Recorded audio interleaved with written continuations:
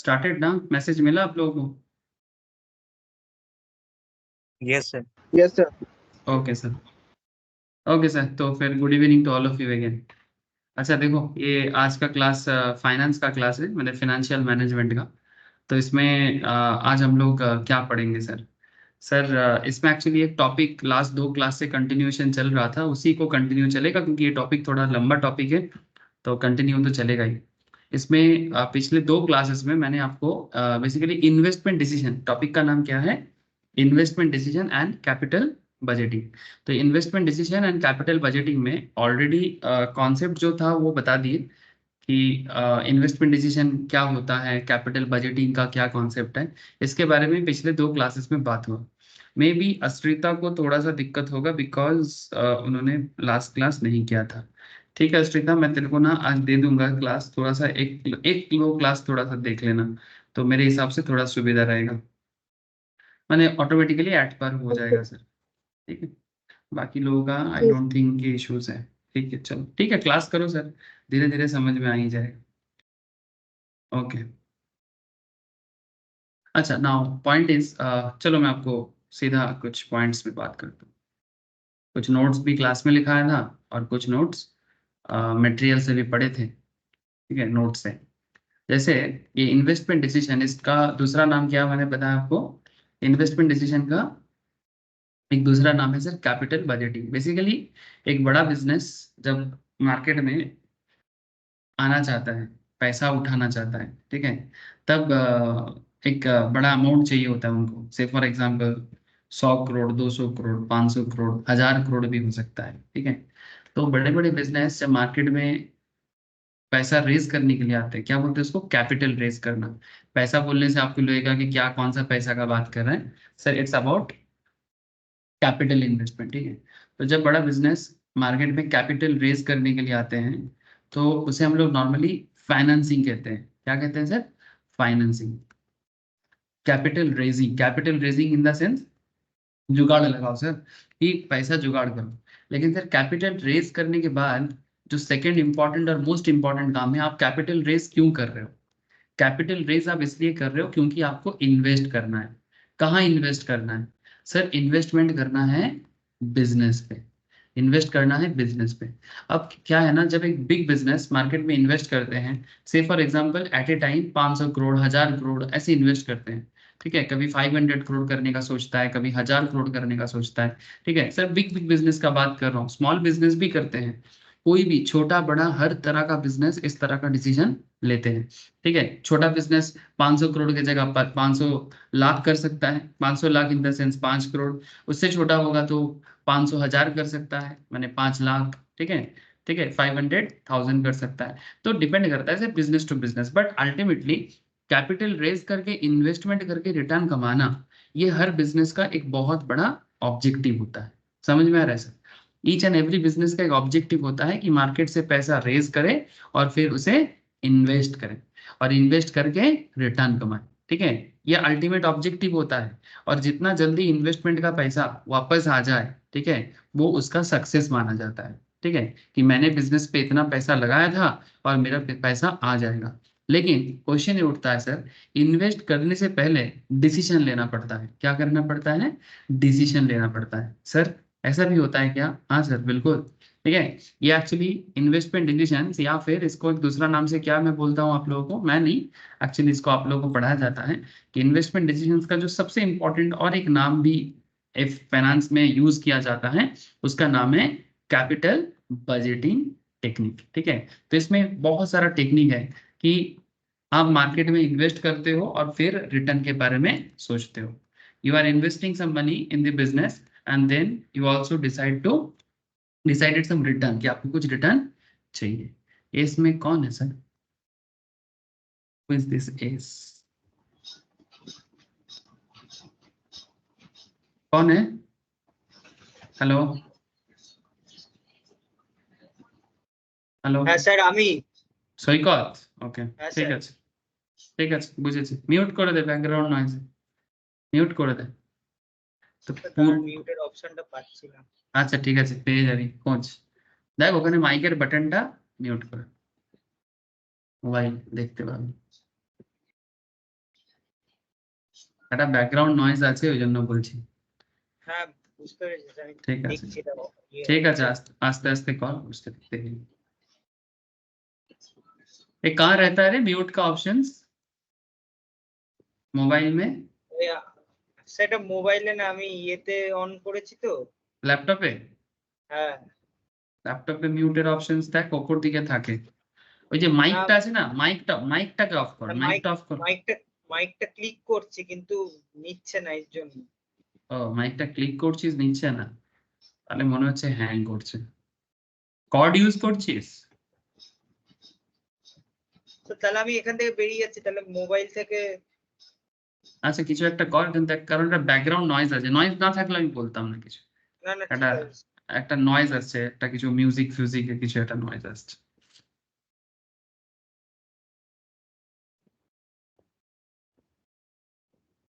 Okay sir देखो, तो basically there are lots of technique, ठीक है, जैसे ऑलरेडी मैंने कुछ टेक्निक के बारे में आप लोगों को क्लास में डिटेल्स में समझाया। जैसे there is a technique known as NPV, there is a technique known as IRR, ठीक है, net present value, profitability index, internal rate of return, MIRR, इसके बारे में बात करना बाकी है सर।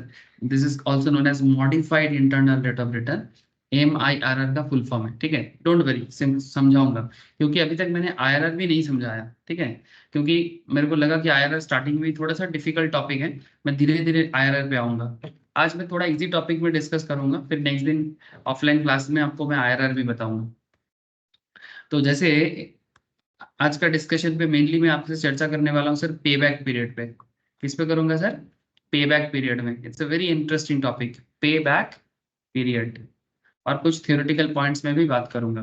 तो बेसिकली ये सब होता क्या है सर, इन सिंपल आप बिजनेस, हाँ বল। এটা কি মানে জাস্ট শুরু হলো কি স্যার? হ্যাঁ হ্যাঁ এই শুরু করেছি, আচ্ছা এই শুরু করেছি, ठीक है। There is a concept known as pay back period. Now what is pay back period? Pay back period का इन सिंपल मतलब आपको मैं बताता हूँ। सपोज किसी ने एक बिजनेस के बारे में सोच रहा है कि मैं बिजनेस बिजनेस करना चाहता हूँ, ठीक है, जैसे आजकल लोग बिजनेस करने के बारे में कम ही सोचते हैं, पहले से ज्यादा हुआ है, पर नॉर्मल लोग थोड़ा सा, एवरेज पीपल थोड़ा डरते हैं। Say for example first year, second year, third year, fourth year, ऐसा एक ईयर का एग्जांपल लेता हूँ। सर ये सब ईयर है, ईयर माने कि मैं 4 साल का एक प्रोजेक्ट लेता हूँ। 4 साल का प्रोजेक्ट का मतलब है कि मैं जिस प्रोजेक्ट में पैसा लगाऊंगा, सिर्फ फॉर एग्जाम्पल एक शॉप ओपन करना है मेरे को। क्या ओपन करना है? शॉप। अब इस शॉप के लिए मैंने सोचा कि मैं इस पे 100 लाख रुपीज लगाता हूँ। सर 100 लाख रुपीज लगाने का मतलब है कि मैं 1 करोड़ लगा रहा हूँ इसमें, ठीक है। मैं ये सोच रहा हूँ कि मैं इसमें 100 लाख, ठीक है, मैंने 1 करोड़, ये लैक्स में है, 100 लाख मैंने 1 करोड़। अब मेरे दिमाग में चल रहा है कि भाई 1 करोड़ रुपया लगा के मेरे को ये पैसा रिटर्न चाहिए, या फिर मैं बोल सकता हूँ कि मेरे को ये 100 लाख जो मैंने बिजनेस पे इन्वेस्ट किया, या फिर मैं मुझे जो इन्वेस्ट करने वाला हूँ ये मेरे को रिटर्न पे चाहिए। तो आप सोचते हो कि 0 ईयर में आप ये सोच रहे हो, 0 ईयर मैंने जब आप फर्स्ट टाइम इन्वेस्ट करते हो, ऑल्सो नोन एज 0 ईयर, मैंने जिस दिन इन्वेस्ट कर रहे हो, ठीक है, starting of the year is known as 0 year.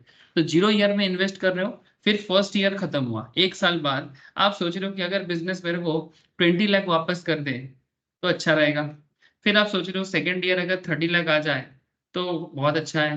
फिर थर्ड ईयर सोच रहे हो कि अगर मेरा बिजनेस मेरे को 40 लाख दे देता है तो बहुत बढ़िया रहेगा।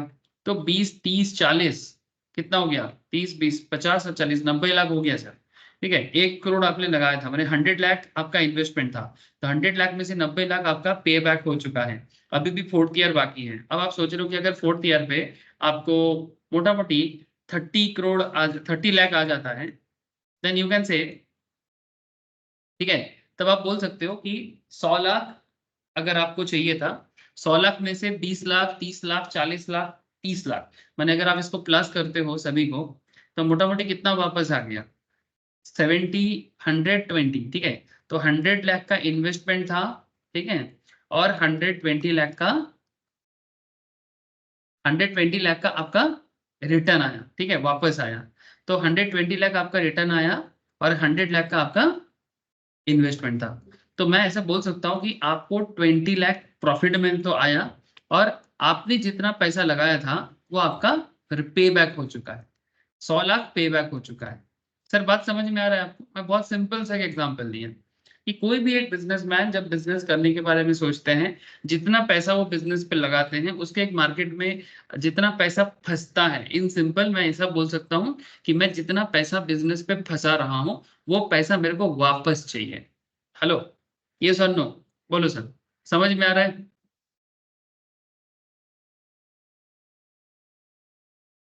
क्या रे, हाँ ना, कुछ तो बोलो। Yes sir. है ना? तो आपने 100 लाख लगाया और 120 वापस आया, और ये पूरा कितना समय में आया सर? 5 साल में आया। तो सॉरी, 4 साल में आया। तो अगर 4 साल में पैसा वापस आ जाता है तो आप ये बोलोगे कि 4 ईयर इज योर पे back period. 4 year is your पे बैक पीरियड। बट इतना सिंपल नहीं है, थोड़ा सा इसमें टेढ़ानेस है। मैं आपको आगे आगे समझाता हूँ कि पे बैक पीरियड को किस तरह से देखा जाता है। ठीक है, देयर इज 2 टाइप्स ऑफ पे बैक पीरियड होता है सर। एक होता है नॉर्मल पे बैक पीरियड और एक होता है डिस्काउंटेड पे बैक पीरियड। क्या होता है? डिस्काउंटेड, देख रहे हैं सर? एक होता है नॉर्मल पे बैक पीरियड और एक होता है discounted pay back period. Sir normal पे बैक पीरियड और डिस्काउंटेड पे बैक पीरियड में डिफरेंस ये होता है कि इसमें इन्फ्लेशन को कंसिडर किया जाता है, जो मच मोर लॉजिकल है। इसमें इन्फ्लेशन कंसिडरेशन में लिया जाता है, जो कि एक लॉजिकल टॉपिक कॉन्सेप्ट है कि नॉर्मली इन्फ्लेशन को दिमाग में रखना चाहिए। ठीक है, पर नॉर्मल पे बैक पीरियड को इन्फ्लेशन का कॉन्सेप्ट के साथ कनेक्ट नहीं किया जाता, जो प्रॉब्लम क्रिएट करता है। तो दोनों ही टॉपिक इंपॉर्टेंट है सर। एग्जाम में क्या ये वाला पूछता है सर? दोनों पूछ सकता है, ऐसा कोई बात नहीं है। Obviously this is a better technique for business purpose, better technique है। लेकिन इसका मतलब ये नहीं कि आप नॉर्मल पेबैक पीरियड को इग्नोर कर दोगे। सीखना तो दोनों ही है, क्योंकि इंसान जब जब फाइनेंस का मैनेजर लोग या फाइनेंशियल जो लोग कैलकुलेशंस किया था, तो पहले वो लोग ना इसका ही कैलकुलेशंस किया था, पेबैक पीरियड का ही कैलकुलेशंस किया था। एकदम स्टार्टिंग में ना डिस्काउंटेड पेबैक पीरियड कैलकुलेशन नहीं कर दिया था। ठीक है, तो there are lots of things जो आपको मैं आज क्लास में धीरे धीरे समझाता हूँ। ठीक है, तो मोटा मोटी एक आइडिया आपको मिला कि सर मैं क्या बताने जा रहा हूँ आपको। ठीक है, ताकि आप लोगों को थोड़ा सा शांति मिले। हाँ, ये पता नहीं क्या पढ़ाएगा आज, चलो ठीक है, तो ये पढ़ाऊंगा सर।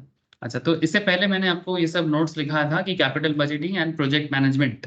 ठीक है, जिसमें जो मेन समरी निकल के आया था कि जब एक बिजनेसमैन अपने बिजनेस में पैसा लगाते हैं तो वो पैसा उसको वापस चाहिए। ठीक है, वो पैसा उनको वापस चाहिए। तो capital budgeting deals with long term investment decisions and this decision involves a huge amount of investment and irreversible.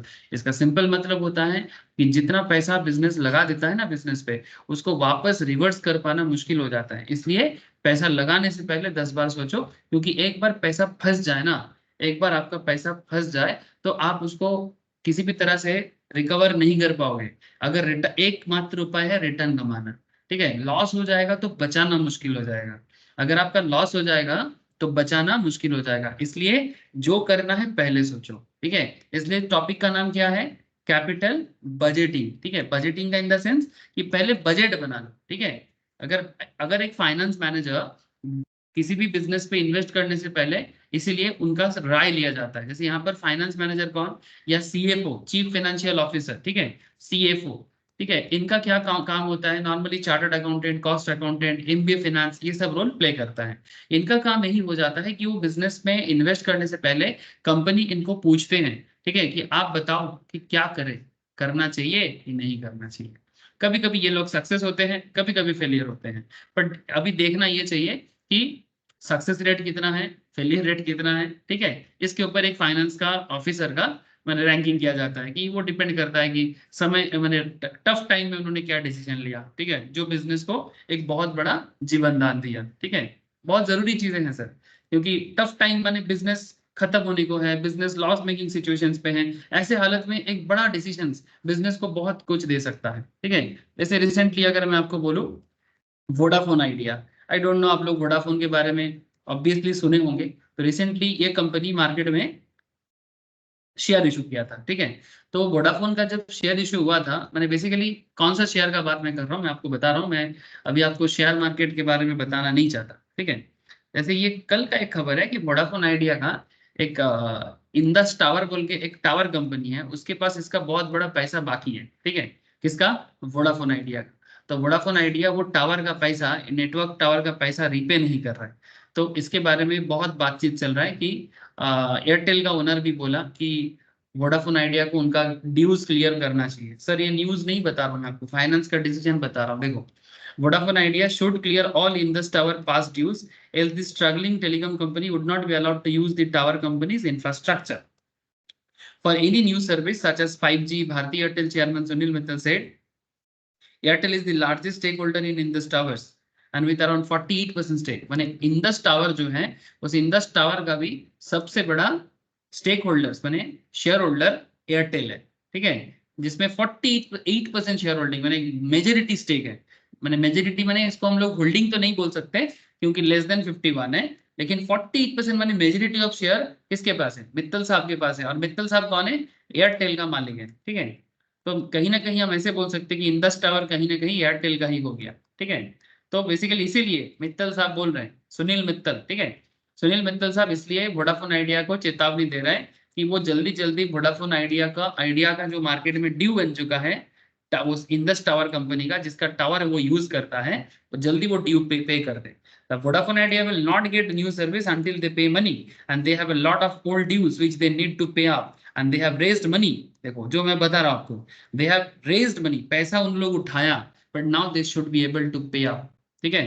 But Mittal added that the Indus board will be flexible with this decision even if Vodafone Idea pays a substantial amount and gives a schedule for the rest. In that case, the Indus board would look into it. The idea is to get into them more tenancies, मतलब थोड़ा ज्यादा time देंगे उनको, ऐसा नहीं कि एकदम तुरंत सारा पैसा देना पड़ेगा, ठीक है। क्या बोला देखो, Mittal said Ambit Capital estimated the joint venture of UK's Vodafone Group and India's Aditya Birla माने वोडा आइडिया का पास dues in the around 10,000 crore, 10,000 crore का बाकी है। And Vodafone Idea is critical to Indus as it contributes around 40% of the tower companies revenues, ठीक है। तो इसलिए बेसिकली ये लोग कहना चाहते हैं कि भाई क्लियर करो। और रिसेंटली वोडाफोन ने क्या किया? रिसेंटली वोडाफोन ने कैपिटल रेज किया, समझ रहे सर, 18,000 करोड़। किस तरीके से किया? This is called sir APO. जैसे जो लोग शेयर मार्केट के बारे में नॉलेज रखते हो, they also know that there is a concept of IPO, ठीक है।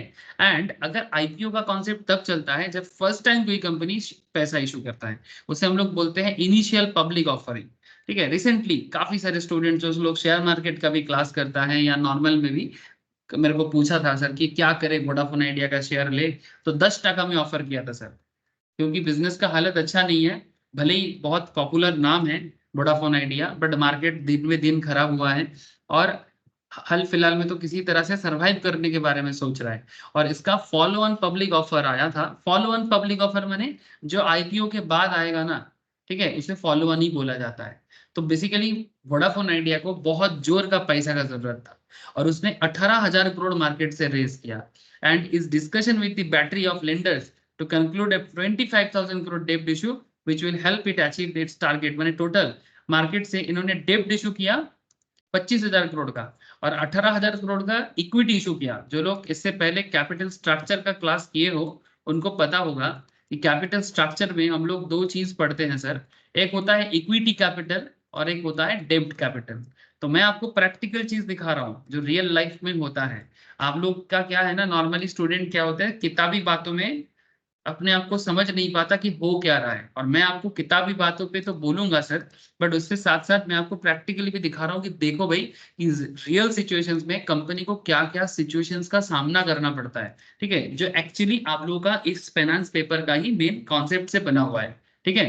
तो आगे जाके प्रैक्टिकली जब आपको किसी कंपनी का फाइनेंस ऑफिसर बना दिया जाएगा तो आप क्या करोगे, ठीक है, ये एफएम पढ़ने का पर्पस क्या है, ठीक है। तो वोडाफोन आइडिया 18,000 करोड़ उधर से उठाया, 25,000 करोड़ डेब्ट इशू किया, ठीक है, जिसमें 45,000 करोड़ ऑलमोस्ट फंड रेज हुआ, ठीक है। और रिलायंस जियो, भारती एयरटेल जैसे बड़े बड़े राइवल है उसका, जिसके साथ मार्केट में compete करना है। 4G नेटवर्क, आजकल तो 5G सर्विस भी आ चुका है। तो वोडाफोन आइडिया का प्लान ये है कि बिजनेस पे इन्वेस्ट करेगा। क्यों? क्योंकि 4G 5G सर्विस अगर नहीं दे पाएगा, ठीक है, प्रॉपरली, तो फिर मार्केट में कौन उनका नेटवर्क यूज करेगा? क्वेश्चन समझो सर, ठीक है, प्रॉब्लम समझोगे तो ऑटोमेटिकली समझ में आएगा कि आगे क्या होने वाला है। तो वोडाफोन आइडिया का सबसे इंपॉर्टेंट क्या है, अभी 5G रोल आउट करना है उनको। अपकमिंग 5-6 मंथ्स में। And the telco is engage with network vendors जैसे कि एरिक्सन, नोकिया, ठीक है, for securing equipments. Purchase order for equipment is likely to be placed in the coming couple of months.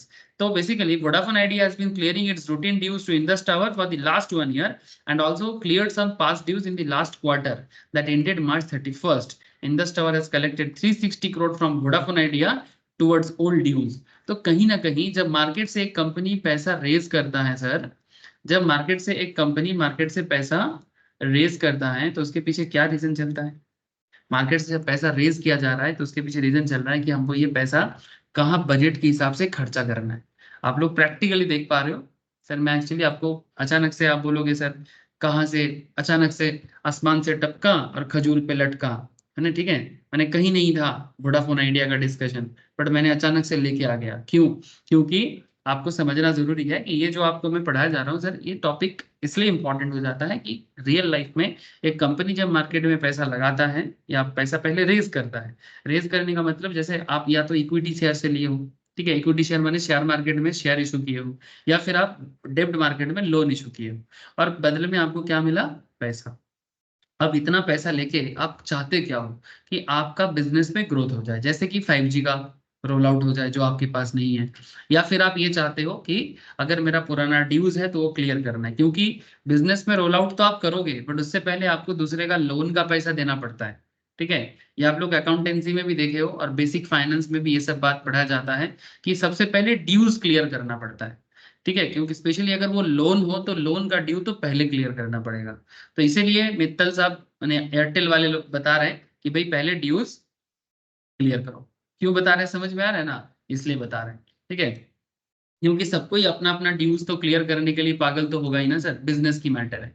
तो exactly capital budgeting इसी इसी यही सब points में हैंडी होता है। हैंडी माने काम का चीज होता है कि हम आप बिजनेस में पैसा रेज करने से पहले या बिजनेस में पैसा इन्वेस्ट करने से पहले आप उसके बारे में एक प्रॉपर रोड मैप बना लेते हो कि भाई मेरा इतना पैसा का जरूरत लग रहा है। जैसे कि वोडाफोन आइडिया ने देखा कि उसका ऑलमोस्ट जरूरत है 45 का, तो 45,000 पूरा इक्विटी मार्केट से रेज करना इतना ईजी नहीं है। पब्लिक इतना पैसा पब्लिक इशू के थ्रू से नहीं देता है। तो 45,000 करोड़ से बहुत बड़ा रकम है सर। तो उसने सोचा कि ये काम करते हैं 18,000 करोड़ आईपीओ मैंने फॉलो ऑन पब्लिक ऑफर कर लेते हैं, ठीक है।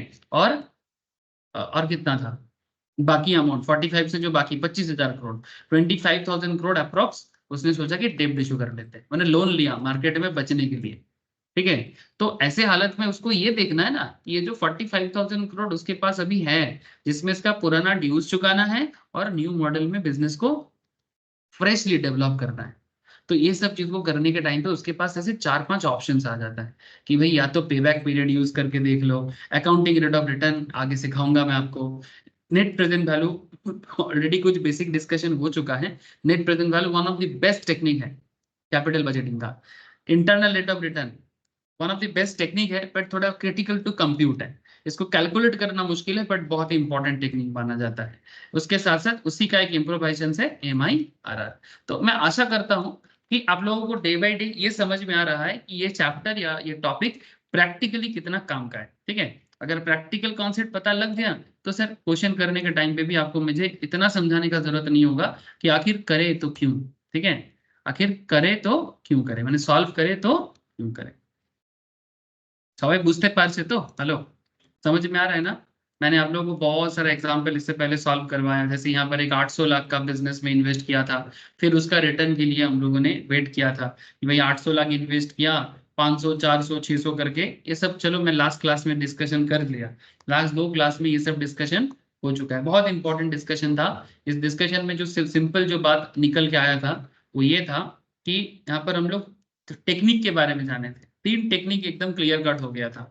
एक था NPV, ठीक है, नेट प्रेजेंट वैल्यू, जिसमें आप जितना मैंने कैश का जितना आउटफ्लो करते हो, ठीक है, आपका जितना कैश का आउटफ्लो होता है, सॉरी इनफ्लो होता है, cash inflow minus initial investment, ठीक है, कि आप कितना इनफ्लो हो रहा है आपका और इनिशियल इन्वेस्टमेंट आपका कितना था, ठीक है।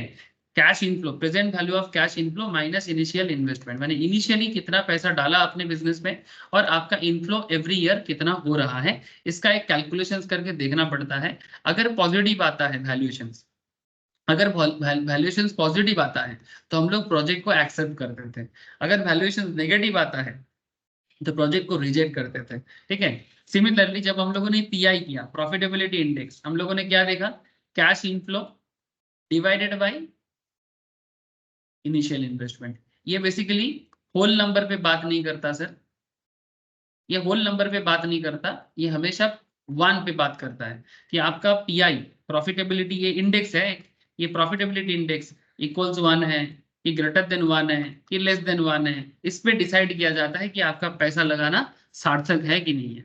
अगर वन से ज्यादा होगा तो प्रोजेक्ट एक्सेप्टेड, इक्वल वन होगा तो भी एक्सेप्ट कर सकते हो, बट एक से कम हो तो प्रोजेक्ट एक्सेप्ट नॉर्मली नहीं किया जाता। ठीक है। सो इक्वल वन में भी प्रोजेक्ट नॉर्मली एक्सेप्टेड नहीं होता है। ठीक है। और फिर एक पॉइंट आया था आईआरआर। ये क्या होता है सर, ये सब मैं समरी बता रहा हूँ, जो लोग पिछला 2 क्लास एक बार सुन लेगा या रिवाइज कर लेगा पूरा समझ में आ जाएगा कि वहां पर क्या डिस्कशन हुआ था। There is a concept of cost of capital. माने मार्केट से जब पैसा रेज करता है, जैसे कि अभी आपको जो वोडाफोन और आइडिया का मैं बात कर रहा था, वोडाफोन आइडिया जो मार्केट से 45,000 करोड़ रेज किया है, जिसमें से 25 करोड़ का 25,000 करोड़ का डेप्ट है। डेप्ट माने क्या होता है सर, बोलो। डेप्ट माने लोन। क्या है, loan. Thank you sir. 25,000 crore का डेप्ट है, माने लोन है। ठीक है। ऑब्वियसली लोन का एक इंटरेस्ट होगा, मे बी 9%, मे बी 10%। ठीक है। अब ये एनुअल इंटरेस्ट उसको पे करना पड़ता है जिनसे भी लोन लिया है। ठीक है। और 18,000 करोड़ का इन्होंने इक्विटी लिया। ठीक है। अब इक्विटी वाले को इंटरेस्ट तो नहीं देना पड़ता ऑब्वियसली, इनको इक्विटी इक्विटी वाले को इंटरेस्ट तो नहीं देना पड़ता एकदम श्योर शॉट, लेकिन इक्विटी वाले को जो इंपॉर्टेंट चीज देना पड़ता है वो क्या है, वो है सर इनको शेयर में रिटर्न देना पड़ता है। ठीक है। अगर आप इक्विटी वाले को रिटर्न नहीं दे पाते हो ना, तो इक्विटी वाले आपकी बिजनेस पे पैसा रखेगा नहीं, निकल के आ जाएगा। ठीक है। जल्दी जल्दी सेल करने का सोचता है। तो फिर ऐसे सिचुएशंस में क्या होता है कि आपके बिजनेस पे जो जरूरी पैसा है वो आपको आगे मिलेगा नहीं। इसलिए पैसा लेने के टाइम पे हम लोग ले तो लेते हैं, पर बदले में रिटर्न देने का भी एक पूरा कॉन्फिडेंस होना चाहिए। ठीक है। सो ये सिंपल बिजनेस रिलेटेड बातें हैं। ठीक है। जो एक सिंपल बिजनेस का कोई भी ओनर समझेगा। ठीक है। तो इसी तरह से हम लोग ये सब टेक्निक के बारे में एक डिस्कशन किए थे, जिसमें फाइनली जो पॉइंट निकल के आया था वो पॉइंट कुछ ऐसा था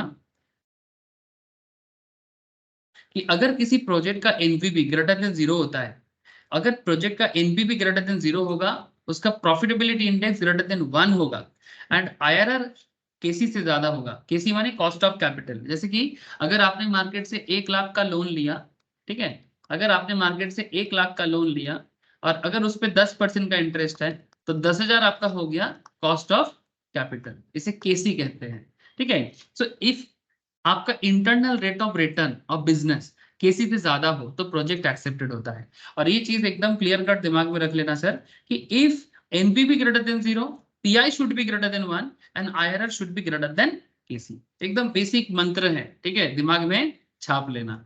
और अगर एनपीवी लेस देन 0 होता है, if NPV less than 0, if NPV less than 0, PI less than 1 and IRR less than KC, अगर ऐसा सिचुएशंस होता है तो नॉर्मली प्रोजेक्ट रिजेक्टेड होता है, माने उस प्रोजेक्ट में पैसा लगाना सही नहीं होगा। यही सब डिस्कशन लास्ट 2 क्लासेस में आपके साथ हुआ था, और मैंने एक ओवरऑल समरी 15-20 मिनट में आपको बताने का कोशिश किया कि ये चैप्टर क्या है, इसका रियल लाइफ एप्लीकेशंस कहाँ होता है और इसको कैसे यूज करना है। लेकिन अभी तो कहानी शुरू हुआ है सर, अभी बहुत दूर तक जाना है। चलो एक काम करते हैं, एक टॉपिक लिखने का मेरे साथ साथ लिखो सर, नोट भी बन जाएगा और एक कॉन्सेप्ट भी क्लियर हो जाएगा।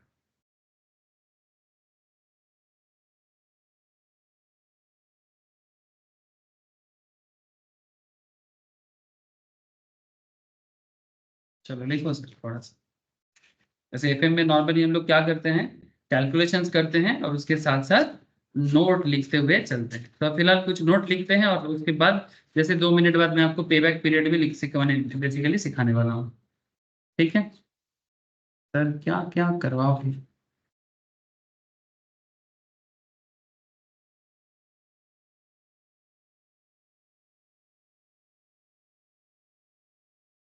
बहुत कुछ बताना है सर, बहुत कुछ। अच्छा, लास्ट क्लास को कंटिन्यू करके ही एक पॉइंट दिमाग में आ रहा है। There is a concept of conflict. Sir सीधा कॉन्फ्लिक्ट में आ रहे हो? हाँ sir, conflict between NPV and IRR.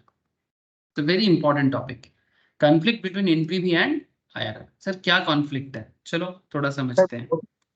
বোর্ডটা দেখাচ্ছে না আমাকে। কাউকেই তো দেখাচ্ছে না, কেউ বলেনি কেন? अरे स्क्रीन तो बहुत देर से शेयर नहीं है, किसी ने कुछ बोला नहीं मुझे।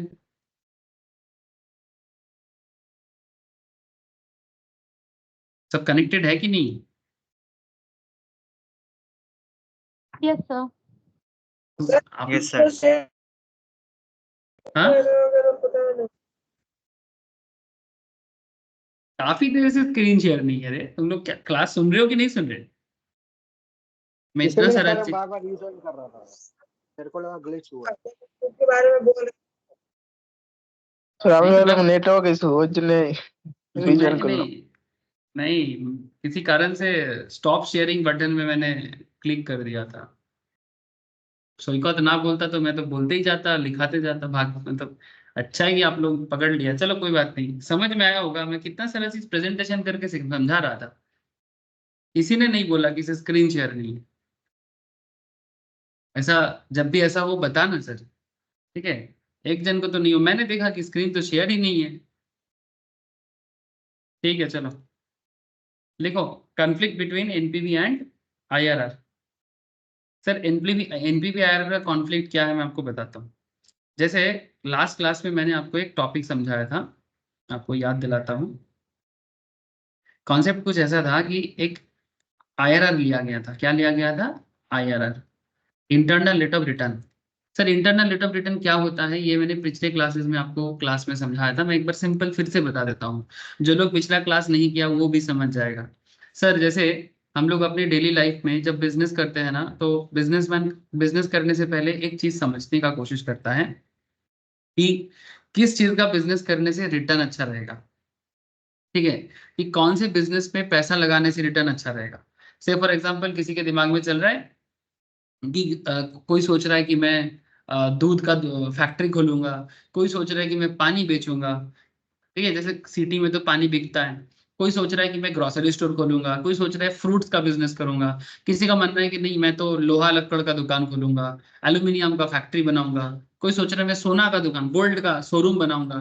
तो सर डिफरेंट बिजनेस के बारे में तो डिफरेंट लोग सोचता है, लेकिन बिजनेस का एक बहुत इंपॉर्टेंट उसूल होता है जब भी आप बिजनेस करने के बारे में डिसीजन लेते हो, उसका रिटर्न कितना है।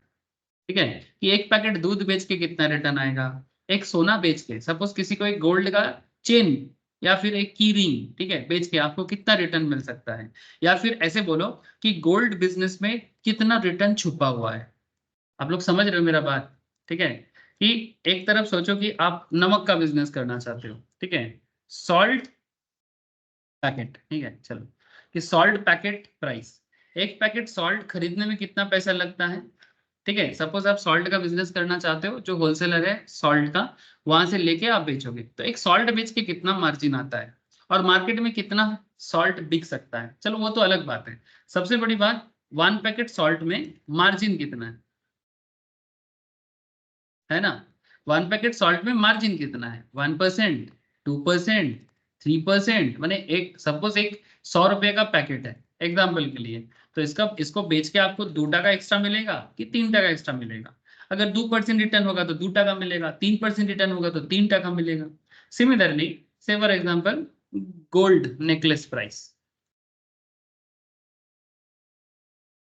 एग्जाम्पल के रूप में, जैसे मानो यहाँ पर एक गोल्ड का नेकलेस निकला, इसमें दिख रहा है कि एक तनिष्क का गोल्ड है 1,85,219 टका इसका दाम है। तो मैं अब मेरा सिंपल सवाल है कि ये 1,85,219 का गोल्ड टाटा का है, तनिष्क का जो कंपनी है, ये टाटा टाइटन का प्रोडक्ट है। तो ये प्रोडक्ट टाटा का 1,85,219 में वो बेचेगा, this is the sale price. But उसका परचेज प्राइस कितना है? सर ऑब्वियसली इससे कम रहेगा, है ना? गोल्ड का परचेस प्राइस या फिर जो मेकिंग किया है, मेकिंग चार्जेस उसमें अलग से ऐड किया गया। से फॉर एग्जांपल ये गोल्ड जो है उन्होंने 1.5 लाख पे परचेस किया, ठीक है, कि अगर एक गोल्ड वो लोग से बेचता है तो एक नेकलेस पे 30,000 अप्रॉक्स मानो कमा लेता है, ठीक है। मार्जिन अच्छा रहता है गोल्ड बिजनेस पे, क्योंकि रोज लोग मैंने पब्लिक जो है ना वो रोज रोज गोल्ड की दुकान में नहीं जाते सर, ठीक है, ऑकेशनली जाते हैं, ठीक है। ऐसा नहीं कि जैसे रोज हम लोग चाल डाल खाते हैं, ठीक है, वैसे चाल डाल खाने की तरह हम लोग रोज गोल्ड मार्केट में चले जाएंगे, चलो भाई एक सोना खरीद के लाते हैं, ऐसा तो नहीं है ना। तो ऑब्वियसली इसमें रिटर्न ज्यादा है, पर रोज रोज नहीं होता। सो ये जो मैं आपको बता रहा हूँ कि अगर 1 लाख का गोल्ड है, 1,85,000 में बेच रहा है, ठीक है, या 1.5 लाख का गोल्ड है, 1,85,000 में बेच रहा है, अगर इसमें 30% रिटर्न है, तो मैं किस रिटर्न के बारे में बात कर रहा हूँ सर? ऑब्वियसली मैं आईआरआर के बारे में बात कर रहा हूँ।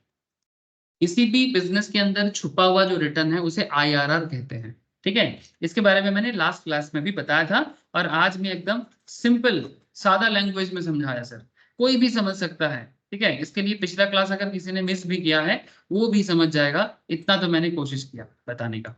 सर इससे क्या लेना देना? सर लेना देना है जो मैं आपको भी समझाने वाला हूँ। जैसे आप यहाँ पर देख सकते हो कि ये जो आर है, यहाँ पर मैंने एक चीज आपको इंटरनल रेट ऑफ रिटर्न को कैलकुलेट करने के लिए लास्ट क्लास में समझाया था कि internal rate of return is what? It is the rate of return of hidden inside the project. It is the rate of return hidden inside the project, किसी भी प्रोजेक्ट के अंदर छुपा हुआ रिटर्न, ठीक है, कि पता नहीं कितना रिटर्न आएगा, बट वो पता करना जरूरी है, ठीक है, कि इस प्रोडक्ट का मार्केट में डिमांड कितना है, कि ये प्रोडक्ट मार्केट में कितना सेल हो जाता है, ठीक है, या फिर सेल मतलब कितना लोग इस पे मेरे को पैसा दे देगा, ठीक है। It's all fully depend on demand supply. जैसे मार्केट में गोल्ड कम है, तभी गोल्ड का सप्लाई कम होने के कारण डिमांड भी हाई है, तभी जाके लोग गोल्ड परचेस करने के टाइम पे ज्यादा दाम पे गोल्ड का दाम दे देता है, बिकॉज एक तो अट्रैक्शन, दूसरा gold is not available like a iron, ठीक है। लोहा के लिए लोग इतना दाम नहीं देता जितना लोग गोल्ड के लिए देता है, या कॉपर के लिए भी इतना दाम नहीं देता जितना गोल्ड के लिए देता है। What is the reason? Reason is first of all gold is attractive, second is बहुत मात्रा में नहीं मिलता, ठीक है, supply is not very high, ठीक है। सो ये सब रीजन काम करता है। तो ये इंटरनल रेट ऑफ रिटर्न के पीछे का रीजन तो प्योर इकोनॉमिक्स है, पर internal rate of return calculate करना एक बिजनेस के लिए बहुत मुश्किल का काम है। जो भी हो, ये कैलकुलेशंस करना भी हम लोग क्लास में सीखेंगे सर। अभी सीखेंगे क्या? नहीं, अभी तो मैं आपको बस एक कन्फ्लिक्ट के बारे में डिस्कस कर रहा हूँ कि there is a difference between NPV and IRR, और उसके बीच में कन्फ्लिक्टेड है। क्या कन्फ्लिक्ट है वो मैं एक्चुअली आपको थ्योरेटिकली लिखाने जा रहा हूँ, बट प्रैक्टिकली समझा रहा हूँ। जैसे 38% का एक रिटर्न लेके मैंने आपको एक 800 लाख का प्रोजेक्ट समझाया था, जिसमें आप 800 लाख इन्वेस्ट किए थे और 500 400 600 करके अगला 3 साल में आपको रिटर्न आया था, ठीक है। ये फर्स्ट ईयर का आया था रिटर्न, ये सेकेंड ईयर में आया था, और ये थर्ड ईयर में आया था। तो कुल मिला के आपको 1100 करोड़ आ गया था, नहीं 11 नहीं 1500 करोड़, है ना। 800 लाख आपने डाला था, ये 800 लाख था, और ये सब रिटर्न आया था आपका। ये लास्ट क्लास का क्वेश्चन का सॉल्यूशन है, जिसमें मैंने एक रिटर्न खुद ही अपने मन में डिसाइड कर लिया था कि इस प्रोजेक्ट में अगर 38% रिटर्न होगा तो आपका 800 लाख का जो ये वाला साइड है और लेफ्ट हैंड साइड, ये प्रूव करने का एक तरीका मैंने आपको दिखाया था कि ये प्रूव हो जाएगा कि अगर इधर वाला 800 और इधर वाला भी 800 होना चाहिए, मैंने ये जो रिटर्न इक्वल का इस पार, इसके लिए आपको रिटर्न मानना पड़ता है 38%। बट मैंने आपको 38% सब्जेक्टिवली चूज किया था क्योंकि मेरा पहले से कैलकुलेट किया हुआ था। मैंने आपको ये नहीं बोला था ये 38% कैसे कैलकुलेट किया गया था, ठीक है, आज भी नहीं बताऊंगा, ठीक है। जस्ट मैं उसका इम्पैक्ट बताने जा रहा हूँ कि ये 38% मैंने पहले से चूज करके रखा था, ठीक है। सर ये तो था आईआरआर का कॉन्सेप्ट, और मैंने एक प्रोजेक्ट भी सॉल्व करवाया था जिसमें आपको एनपीवी का आंसर आया था, दिखा देता हूं आपको। एनपीवी का आंसर आया था 303.36 लाख, ठीक है, कि आपने एक प्रोजेक्ट चूज किया था जिसमें आपने 800 लाख इन्वेस्ट किया था। First year 500, second year 400, third year 600 lakh आपको वापस आया था। तो आपको क्वेश्चन किया गया था कि थ्रू एनपीवी मेथड कि कैलकुलेट करके बताओ कि आपको प्रोजेक्ट चूज करना है कि नहीं करना है।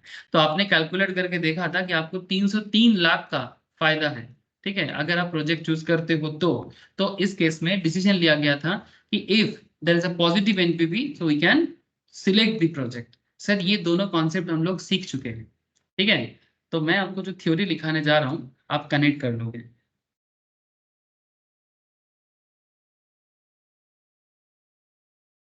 For a single project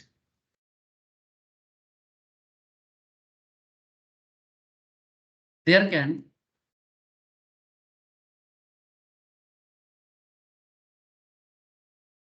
never be conflict. There can never be a conflict between NPV and IRR for a single project. अगर प्रोजेक्ट सिंगल हो तो एनपीवी और आईआरआर में कोई कंफ्लिक्ट नहीं हो सकता, ठीक है. बट अगर कुछ ऐसा प्रोजेक्ट आपके सामने हो जाए for two mutually exclusive project, समझा करना sir, for two mutually exclusive project. Sir ये क्या है? For two mutually exclusive projects, there may be conflict. There may be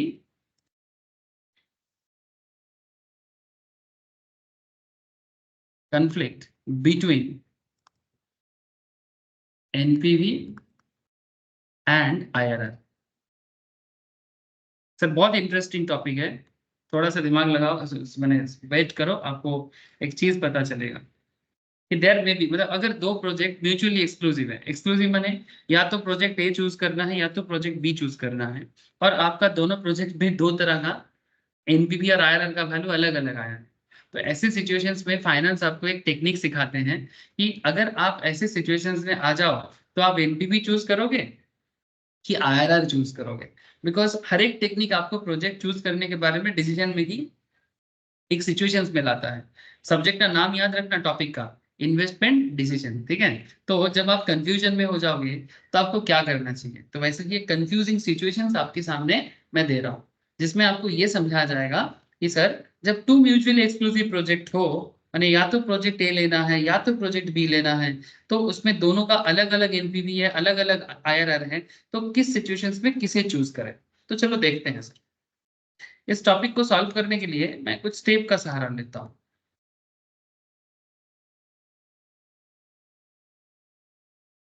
Cause of the conflict. Cause of the conflict. इसमें लिखो NPV and IRR are based on different reinvestment assumption. Reinvestment assumptions. NPV assume reinvestment rate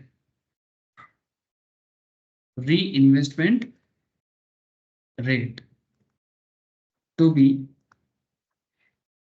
KC. While, हाँ बोलो, कोई कुछ कह रहे हो? Yes, anyone, कोई कुछ कहना चाहते हो, बोलो सर.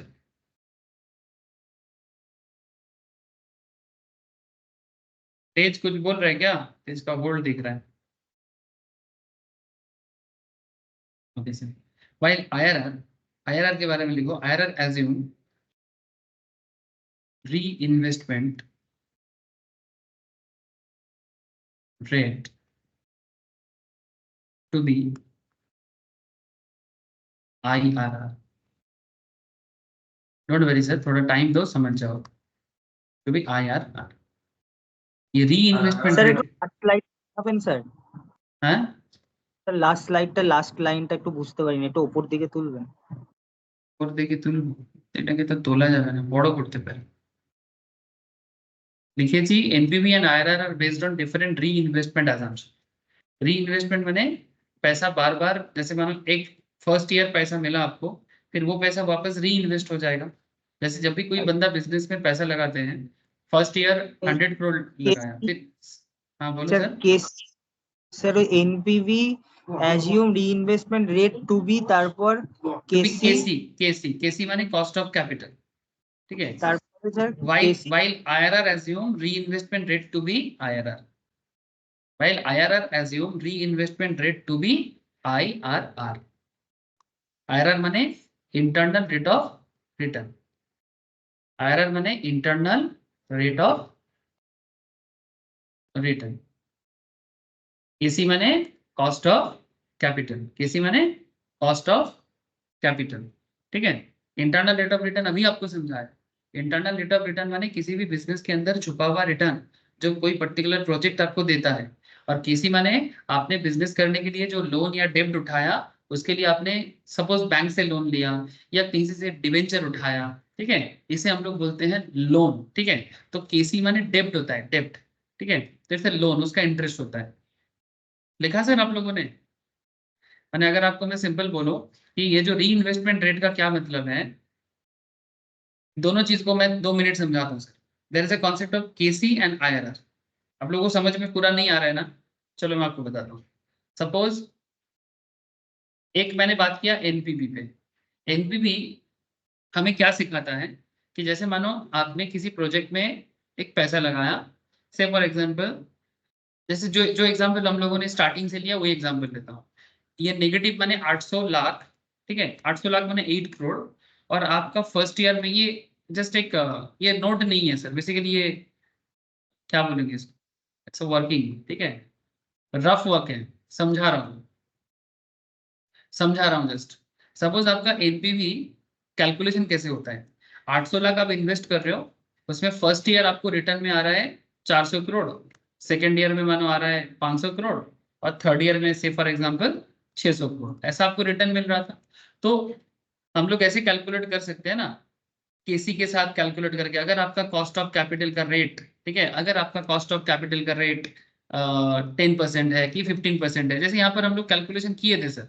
ठीक है, प्रीवियस क्लासेस में हम लोग ये सब कैलकुलेट किए थे, present value interest factor calculate करने के लिए। ठीक है, 1 2 3 फर्स्ट ईयर 500 करोड़ आया आपको, है ना? फर्स्ट ईयर आपको 500 करोड़ आया, सेकंड ईयर 400 करोड़ आया, थर्ड ईयर 600 करोड़ आया, 16.5% आपने रिटर्न लिया था। तो इसको फैक्टर में कन्वर्ट करके, इसको फैक्टर में कन्वर्ट करके आपने प्रेजेंट वैल्यू निकाला, फिर वहां से 800 करोड़ को माइनस किया, फिर आपने देखा कि आपका 303.36 करोड़ आ रहा है। तो ये जो 16.5% था, इसको हम लोग नॉर्मली केसी से लिए थे, कॉस्ट ऑफ कैपिटल से। तो यही कहना चाहता है कि एनपीवी री इन्वेस्टमेंट रेट यूज करता है। माने नेट प्रेजेंट वैल्यू कैलकुलेट करने के टाइम पे हमें री इन्वेस्टमेंट रेट का यहाँ पर मतलब है कि जब जितना पैसा मेरे को वापस आएगा, सपोज मेरे को 303 लाख मिला 3 साल में, तो क्या ये पैसा लेके मैं घर चला जाऊंगा? बिजनेसमैन के दिमाग से सोचो, अगर आपने 303 लाख एक 3 साल के प्रोजेक्ट में इनकम कर लिया, तो वो 303 लाख आप फिर से री इन्वेस्ट करोगे। हेलो, बिजनेसमैन क्या करता है सर? क्या एक बार इनकम करता है और घर चला जाता है? कि जो पैसा रोजगार होता है वो पैसा को बार बार मार्केट में डालता है और उसी से रिटर्न कमाता है? क्या लगता है आप लोगों को? या फिर एक बार कमाया और घर जाके सो गया?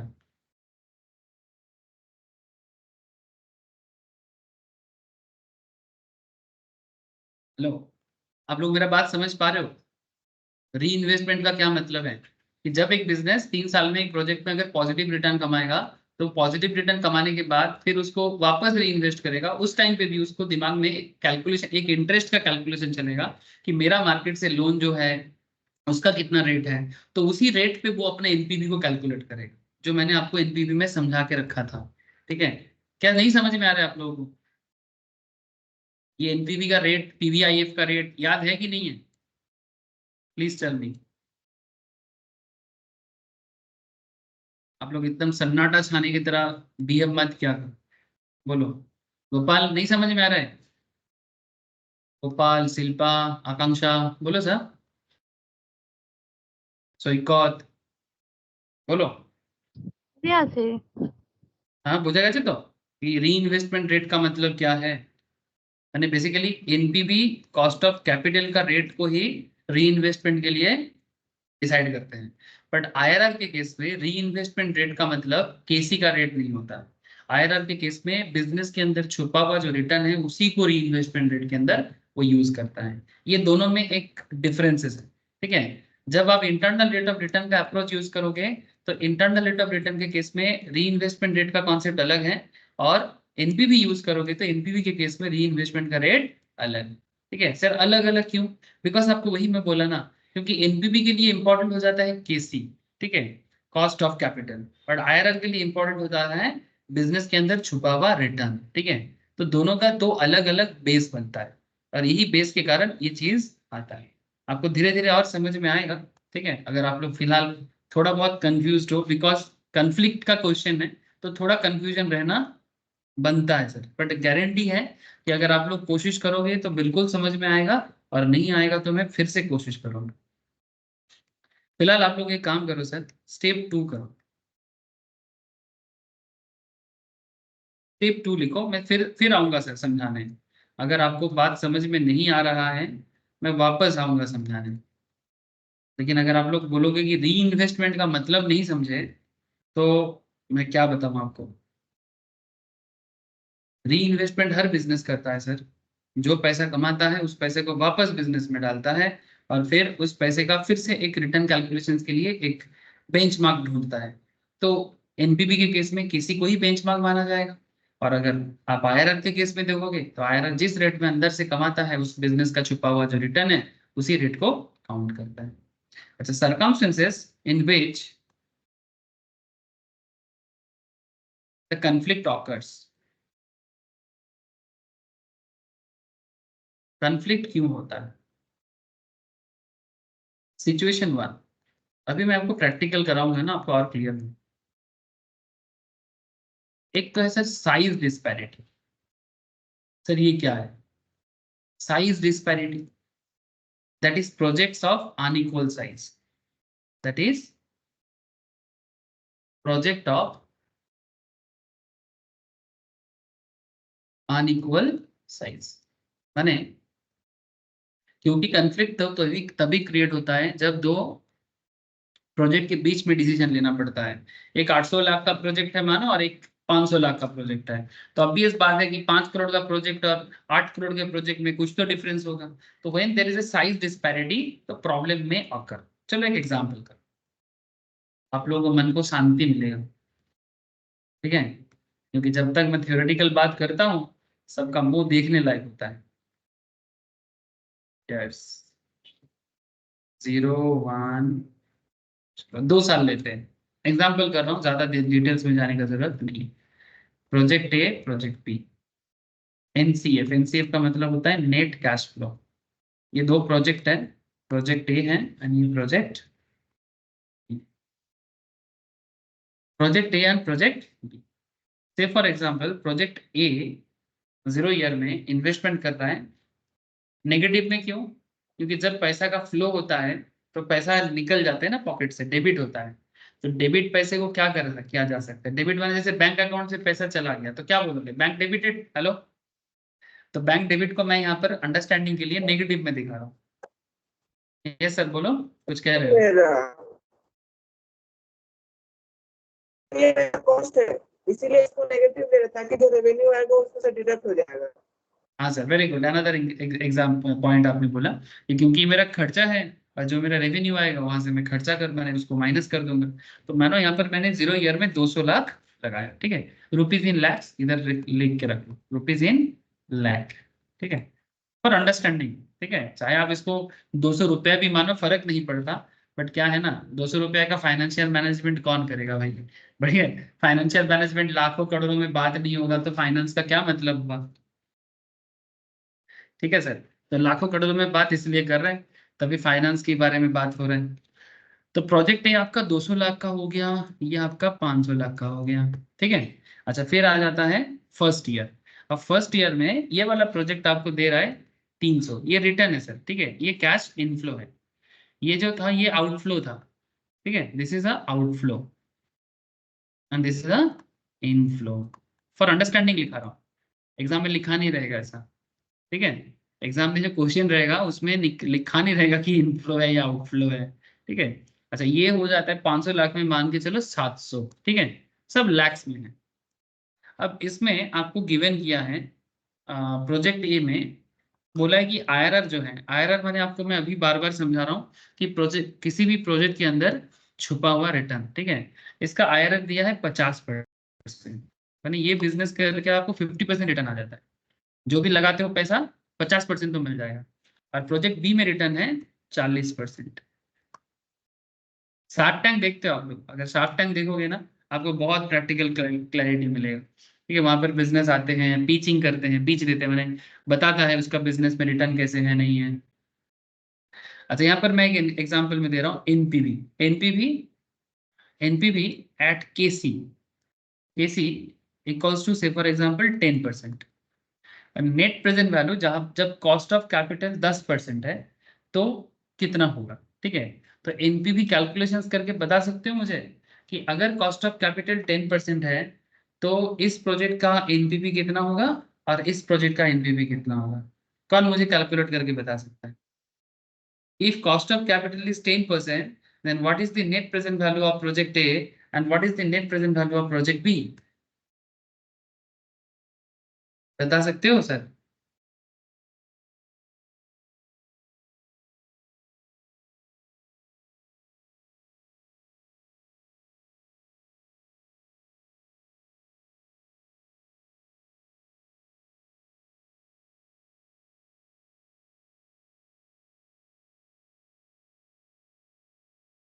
ऐसा करके निकल सकता है। सर ये क्या किया आपने? सर ज्यादा कुछ भी नहीं करना पड़ा, मैं आपको एक सिंपल टेक्निक यूज किया है यहाँ पर। आप कॉन्सेप्ट को समझो, एकदम कंपाउंडिंग डिस्काउंटिंग का कॉन्सेप्ट है। मैंने आपको क्या बोला कि अगर मेरा कॉस्ट ऑफ कैपिटल 10% है तो कॉस्ट ऑफ कैपिटल 10% का मतलब क्या होगा कि अगर मैंने मार्केट से लोन लिया, ठीक है, अगर मानो मेरा मार्केट में लोन है तो लोन का कॉस्ट है 10%, तो लोन का कॉस्ट 10% है तो केसी 10%। तो जितना कमाऊंगा, अगर मैं 100 टका कमाता हूँ तो 10% तो 100 टका में 10% तो दूसरे को देना पड़ेगा मुझे, है ना? 10% इंटरेस्ट का मतलब क्या होता है? कॉस्ट, है ना? If I earn 100 rupees then I have to pay 10 rupees for interest, that is also my cost of capital. ठीक है, जिसे प्यार से फाइनेंस में केसी कहते हैं, कॉस्ट ऑफ कैपिटल को प्यार से केसी कहते हैं। इसके ऊपर एक चैप्टर भी आप लोगों को पढ़ाया जाता है। ठीक है, very important topic sir, cost of capital. Don't worry, जो लोग कर चुके हो या कभी किए हो उनको। हाँ बोलो सर। सर ये कॉस्ट ऑफ कैपिटल चैप्टर फिर से पढ़ाएंगे? हाँ पढ़ाऊंगा सर, पढ़ाऊंगा। कब? अच्छा फिलहाल तो मेरे को जवाब कब पढ़ाऊंगा वो उससे बड़ा बात है कि अभी फिलहाल जो पूछा है मैं उसका आंसर करके बता। कब पढ़ाऊंगा उसके पीछे पड़ गया। पढ़ा देना सर। तो पहले एनपीवी कैलकुलेट करके बता मुझे।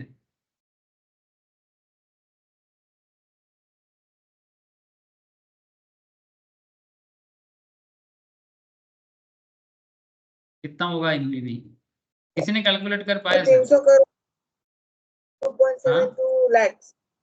कितना? इसका 300 करोड़ है प्रोजेक्ट ए का, उसका एनपीवी होगा 72.73 लाख। प्रोजेक्ट ए का एनपीवी हो जाएगा 72.72 या 73 लाख, और प्रोजेक्ट बी का 136.36 lakh. 136.36 lakhs. Very good sir. अब मैं इसका मतलब समझा देता हूँ आपको। देखो कैसे कैलकुलेट हो गया। 10% मेरा रेट ऑफ इंटरेस्ट था, तो 10 डिवाइडेड बाई मैंने कर दिया 100। ठीक है, 100 माने क्या हो गया? 0.1। 10% को मैंने बेसिकली तोड़ दिया। 10% को तोड़ो, आप भी कैलकुलेट करो। आपके पास अगर कमर्शियल कैलकुलेटर हो तो जस्ट उसे उठाओ और कमर्शियल कैलकुलेटर में 10% टाइप करके ऐसे निकालो, फिर उसको +1 कर दो। +1 क्यों किया? क्योंकि अगर मेरा 10% का रिटर्न है, इंटरेस्ट है, जिसका मतलब 1 टका उठाने से 1 टका 10 पैसा देना पड़ता है ना? If I raise 1 rupee then what 10% interest I have to pay back 1.10 rupee. इसलिए मैंने इसको डिवाइड करके निकाला। अब मैं क्या करूंगा? डिवाइड कर दूंगा, क्योंकि मेरे को प्रेजेंट वैल्यू निकालना है। सर प्रेजेंट वैल्यू का निकालने का ये बेसिकली टीवीएम में सिखाया जाता है sir, time value of money पे, जो अभी मैं करने जा रहा हूँ। तो 1.1 को मैंने डिवाइड करना है और एक बार इक्वल मारना है। जैसे ही मैंने एक बार इक्वल मारा, मेरे को एक फैक्टर आया, this is known as PVIF, present value interest factor. This is known as 0.9091 भी बोल सकते हो। ठीक है, क्योंकि 0 के बाद 9 है तो you can take normally point के बाद 4 डिजिट ले लेते हैं, तो 0.9091 ऐसे करके भी कर सकते हो। या फिर जो कैलकुलेटर में आया इसके साथ इंटू कर दो 200 लाख का, जो आपका 200 लाख नहीं, कितना, 300 लाख ना, 300 लाख आपका है ना, हाँ 300 लाख, सॉरी मैंने इसको 300, एक सेकेंड, कितना है सर 272.727, ठीक है। इसको इससे माइनस कर दो, ये जितना आया इसमें से आप माइनस कर दो, आपका इन्वेस्टमेंट कितना था, आपका इन्वेस्टमेंट था 200 लाख का, है ना, इससे माइनस कर दो 200, तो आपका बचता कितना है 72.73 लाख, ठीक है। तो ये जो वैल्यू आया ना सर, ठीक है, इसमें से जैसे आप 200 माइनस कर दोगे तो आ जाएगा 72.73 lakh. This is called NPV, ये calculation, this is called NPV. Sir ये क्यों हुआ, क्योंकि ये केसी यही सिखाता है कि 10% अगर मेरा कॉस्ट है तो 10% कॉस्ट में अगर मैं उसको मैं डिस्काउंट रेट मान लूं तो 10% रेट में आपका प्रेजेंट वैल्यू कैलकुलेशन का क्या हिसाब आएगा। इसको अगर मैं थोड़ा और सिंप्लीफाई कर दूं इसका मतलब, तो मतलब कुछ ऐसा हो जाता है कि जो 300 लाख, ठीक है, एक्चुअली जो आपको 300 लाख दिख रहा है ना, ये 300 लाख आपको एक साल बाद दिख रहा है, पॉइंट टू बी नोटेड। ये 300 lakh is your return but 1 year later, एक साल बाद मिलेगा आपको। तो अगर आप इसे आज की डेट में, आज की डेट में माने जब आप कहाँ खड़े हो सर, आप थोड़ी ना एक साल बाद खड़े हो, आप इधर हो, यू आर स्टैंडिंग हियर, ठीक है, आप इधर खड़े होके बिजनेस में पैसा लगा रहे हो, कितना लगाया 200 लाख, बजट कैलकुलेट कर रहे हो कि 1 ईयर लेटर, एक साल बाद आपको 300 लाख मिलने वाला है। लेकिन सर एक साल बाद 300 लाख मार्केट में कॉस्ट है 10%, तो एक्चुअल में आज का वैल्यू कितना है आपने कैलकुलेट करके देखा 272.72 when cost of capital rate is 10%, because ये तो आपको मार्केट को लौटाना पड़ेगा। तो एक्चुअली आपको 300 लाख नहीं 272.72 लाख मिलेगा, ठीक है। तो जैसे ही आपको 272.72 मिल गया, वहां से 200 लाख को माइनस करो तो एक्चुअल प्रेजेंट वैल्यू आ गया। इससे आपको क्या होगा, बेटर क्लैरिटी मिला आपको कि आपको एक्चुअल में कितना आएगा, हाथ में एक्चुअली कितना कमाओगे आप, आपका प्रोजेक्ट से आपका एक्चुअल वैल्यू कितना आएगा। স্যার So আপনার much সাউন্ড আমার আসছে না, একটুখানি দেখবেন। কি আসছে না, সাউন্ড আসছে না, हेलो, क्या मेरा वॉइस नहीं आ रहा है आप लोगों को, सबको बोल थोड़ा बताओगे सर। আসছে। आवाज आ रहा है सबको मेरा, अंकिता, आरजो, यस सर। अश्रिता को आवाज आ रहा है सर, अभिजीत, नील, रवि, সমন্বিতা, শিল্পা, সাউন্ড আসছে তো?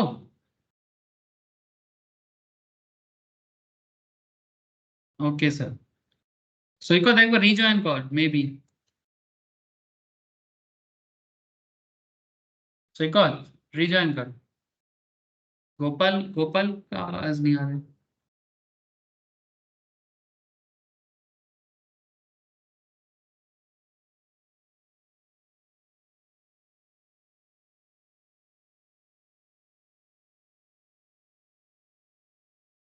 हेलो, किसको किसको मेरा आवाज नहीं आ रहा है, आवाज तो आ रहा है मैक्सिमम को, मे बी नेटवर्क इश्यूज है। आज एक्चुअली सुबह से ही ना थोड़ा नेटवर्क इशू कर रहा है बहुत ज्यादा, सुबह तो बहुत ज्यादा हो रहा था, वो पॉलिटिकल मैटर के कारण मे बी मेरा तो सुबह पूरा नेट हैंग कर गया था, मैं कुछ भी चला रहा हूँ इंटरनेट पे कुछ भी नहीं चल रहा था। Don't know, I think reasons obviously election result, इतना प्रेशर, सब पागल की तरह देख रहा था।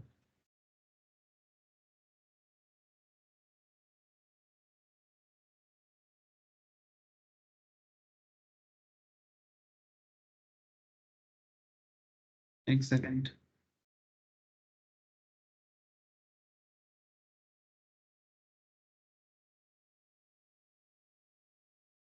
देखो सर, तो फिर सैकत मेरा बात समझा तू, एक बार रिज्वाइन कर ले अगर आवाज नहीं आ रहा है तो फिर 72.73 लाख ये जो मेरे को मिला ये क्या है सर, ये नेट प्रेजेंट वैल्यू है। मैंने बेसिकली अगर 200 लाख पैसा लगाया, 300 लाख मेरे को वापस आ रहा था, बट 300 लाख का प्रिसाइज कैलकुलेशंस करके मेरे को पता चला कि it's not exactly 300, it's 272.72, and उससे मैंने 200 माइनस करके देखा कि भाई एक्चुअली तो मेरे को कितना मिला सर, 72.73 मिला। अच्छा नेटवर्क इशू हो गया लग रहा है, क्योंकि 2-3 लोग मेरे को लिख रहा है कि नेटवर्क इशू है, रिकनेक्ट नहीं कर पा रहे, ठीक है। नहीं आज आज हो रहा है, सुबह से हो रहा है सर। इसी रीजन से मैंने सुबह टैक्स का क्लास नहीं ले पाया। अच्छा ठीक है, प्लीज टेल मी कि अगर आपने 72.73 लाख देख चुका सर, प्रोजेक्ट बी का कैलकुलेशन कर पाओगे? हाँ सर, 700 डिवाइडेड बाई 1.1 माइनस 500, ये कैसे किया सर? अगेन मेरा रेट ऑफ इंटरेस्ट तो अगेन 10% ही है ना, 10 डिवाइडेड बाई 100.1 प्लस 1 कर दो, मैंने 1 टका लगाने से 1 टका 10 पैसा देना है, तो 1.1 इसको भी डिवाइड करो, क्योंकि अब हमें क्या है ना, प्रेजेंट में आना है, इसलिए डिवाइड करते हैं। जब फ्यूचर में जाना होता है हम लोग मल्टीपल करते हैं। वो कंपाउंडिंग डिस्काउंटिंग का कैलकुलेशन है, it's all about time value of money. ये फाइनेंस का एकदम बेसिक कॉन्सेप्ट है, नॉर्मली फाउंडेशन लेवल में पढ़ा जाता है, या फिर मैं भी पढ़ाता हूँ सर। टीवीएम का क्लास मैंने बहुत लोगों को शेयर करके रखा, और बार बार बोलता हूँ कि एक बार टीवीएम गो थ्रू कर लो सर। अगर बहुत ज्यादा दिक्कत रहेगा फिर मेरे को टीवीएम का भी क्लास देना पड़ेगा, ठीक है? क्योंकि नॉर्मली मैं देखा हूँ कि स्टूडेंट को टीवीएम का इश्यूज हो जाता है कई बार। ठीक है, तो डिवाइड डिवाइड करके अगेन एक बार इक्वल देंगे, बट इस बार मैं 300 नहीं 700 इंटू करूंगा। कितना? 700। तो मेरे को कितना मिला? 636.36। अब 636.36 से मैं माइनस कर दूंगा 500 लाख, तो मेरे को मिल जाएगा 136.36 सर। ठीक है, इससे क्या पता चला? इससे पता चला कि प्रोजेक्ट ए का प्रेजेंट वैल्यू है 72.73 एंड प्रोजेक्ट बी का प्रेजेंट वैल्यू है 136.36। सर कहानी कुछ समझ में आ रहा है? प्रोजेक्ट ए का इंटरनल रेट ऑफ रिटर्न 50% है, प्रोजेक्ट बी का इंटरनल रेट ऑफ रिटर्न 40% है। प्रोजेक्ट ए का 50%, प्रोजेक्ट बी का 40% इंटरनल रेट ऑफ रिटर्न। तो इंटरनल रेट ऑफ रिटर्न जिसका जितना हाई होता है वही प्रोजेक्ट नॉर्मली लोग चूज करते हैं, लेकिन प्रोजेक्ट ए का एनपीवी कम है, प्रोजेक्ट बी का एनपीवी ज्यादा है। अब बताओ क्या करोगे? सर आपको कन्फ्लिक्ट समझ में आया? हेलो, कन्फ्लिक्ट समझ में आया? हम लोगों ने जो आईआरआर चूज किया उसमें पता चला कि भाई प्रोजेक्ट ए का आईआरआर हाई है 50%, बट प्रोजेक्ट बी का आईआरआर 40%। लेकिन प्रोजेक्ट ए का एनपीवी कितना? 72, प्रोजेक्ट बी का एनपीवी 136। कंफ्यूजन স্যার क्रिएट हुआ ना? हाँ প্রজেক্ট এটা আমরা চুজ করব, क्या नो? কারণ হচ্ছে একে তো হচ্ছে আমাদের যে হচ্ছে আউটফ্লোটা আছে সেইটা কম আছে প্রজেক্ট এতে, আর যে প্রজেক্ট এতে আউটফ্লো কম আছে বলে এটা চুজ করব? হ্যাঁ, কারণ আউটফ্লো তো কম আছে অনেকখানি, আর এর সাথে আউটফ্লো বেশি থাকার কারণে হচ্ছে এটা হচ্ছে রিটার্নটা যতখানি পাচ্ছি এটা তার থেকে হচ্ছে বেশি আসছে আমার মতে। প্রজেক্ট এতে রিটার্ন বেশি কিন্তু টাকাও তো কম, হ্যাঁ। কিন্তু প্রজেক্ট বি তে রিটার্ন কম, পার্সেন্টেজে কম, কিন্তু অ্যামাউন্ট তো বেশি। হুম। एनपीवी बेसिकली क्या डिसाइड करता है? तुम क्या चाहते हो कि एनपीवी वाइज अगर देखा जाए कि अगर एनपीवी चूज किया जाएगा, तो अगर तुम ये प्रोजेक्ट चूज करते हो तो share holders wealth 136 crore lakh से बढ़ेगा, और अगर तुम प्रोजेक्ट ए चूज करोगे तो 72 लाख से बढ़ेगा। तो एज ए बिजनेसमैन आपको क्या लगता है कि आप अपने शेयर होल्डर्स का वेल्थ 136 लाख से बढ़ाना चाहते हो कि 72 लाख से बढ़ाना चाहते हो? 136। तो फिर प्रोजेक्ट ए नहीं, तब तो प्रोजेक्ट बी हो जाएगा सर।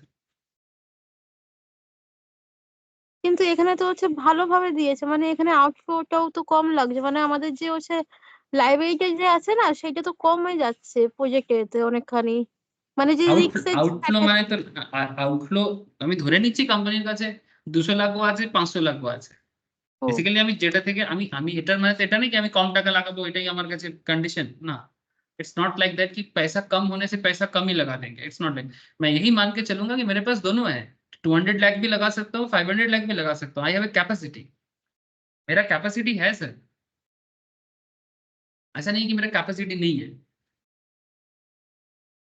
जो भी हो, मेरा जो मेन क्वेश्चन था कन्फ्लिक्ट क्रिएट करना, वो मैंने सक्सेसफुल हुआ। आप लोग इतना समझ में आया सर? कन्फ्लिक्ट समझ में आया कि किस तरह का कॉन्फ्लिक्ट क्रिएट हो सकता है एनपीवी और आईआरआर के बीच में?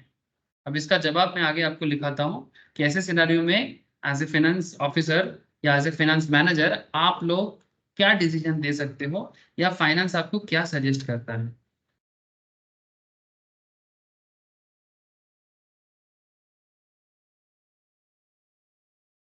चलो देखो, if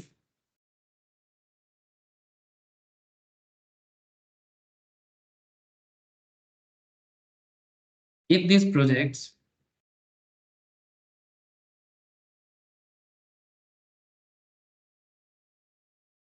projects were not mutually exclusive, then both the projects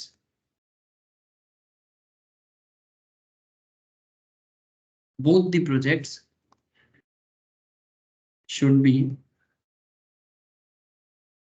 chosen. समझे सर? तो इसका मतलब है कि अगर दोनों प्रोजेक्ट से ही मेरे को पैसा मिलता है और अगर मैं दोनों प्रोजेक्ट ही ले सकता हूँ, क्योंकि दोनों प्रोजेक्ट ही शेयर होल्डर का वेल्थ बढ़ाएगा, इसका 72 लाख में बढ़ेगा, इसका 136 लाख में बढ़ेगा, तो when both projects can increase share holders wealth, तो दोनों प्रोजेक्ट चूज कर लेंगे। इसलिए क्या लिखा, इसलिए लिखा कि if both the projects are mutually exclusive, माने अगर sorry if are not mutually exclusive, तो नॉट म्यूचुअली एक्सक्लूसिव माने ऐसा नहीं है कि ये ले सकते हो या तो बी ले सकते हो। इट्स लाइक कि आप ए भी ले सकते हो, बी भी ले सकते हो। तो जब आप दोनों प्रोजेक्ट चूज कर सकते हो तो आप दोनों ले लेना, क्योंकि दोनों प्रोजेक्ट में ही रिटर्न है और दोनों प्रोजेक्ट ही शेयर होल्डर का वेल्थ बढ़ा रहा है। ठीक है, so if these projects were not mutually exclusive, both should have been accepted. However, if they are mutually exclusive, but if they are, problem तब होगा if they are mutually exclusive। Mutually exclusive का मतलब है कि या तो आप 200 लाख वाला प्रोजेक्ट चूज करो या फिर आप 500 लाख वाला प्रोजेक्ट चूज करो। Only one of them will be accepted. Only one of them will be accepted. किसी भी एक को लेना है सर, दोनों नहीं ले सकते। If situation is like that, इसीलिए लिख रहे हैं सर। তো মিউচুয়ালি এক্সক্লুসিভ টার্মটা স্যার একটু মানে আর একটু ক্লিয়ারলি একটুখানি এক্সপ্লেন করুন মিউচুয়ালি এক্সক্লুসিভ টার্মটা। মিউচুয়ালি এক্সক্লুসিভ মানে দুটোর মধ্যে যে কোনো একটা নেব। মিউচুয়ালি এক্সক্লুসিভ মানে দুটো নিতে পারি না, মানে যদি নট মিউচুয়ালি এক্সক্লুসিভ হয় তার মানে আমি দুটোই নিতে পারি, মানে একটার সাথে আরেকটার কোনো ডাইরেক্ট লেনা দেনা নেই, মানে দুটো মানে মিউচুয়ালি বুঝবো কি করে সেটাই আর কি, আমি এর জন্যই আর কি প্রশ্নটা করলাম, মানে বোঝার যে ব্যাপারটা।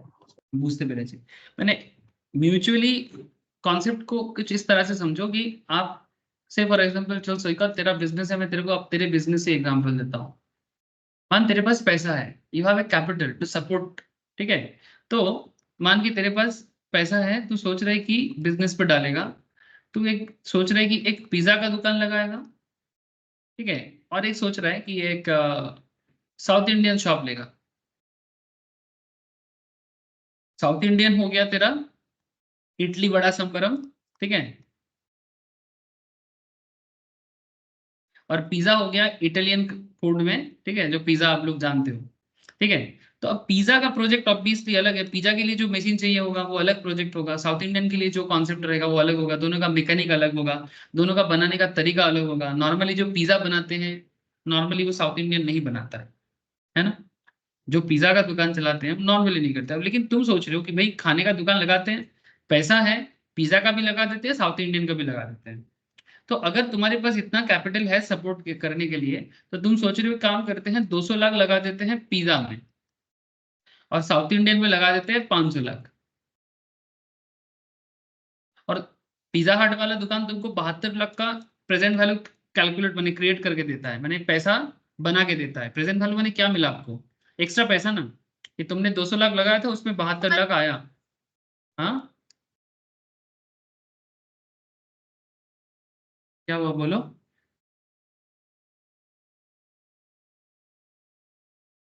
यस, कोई कुछ बोल रहे थे, बोलो।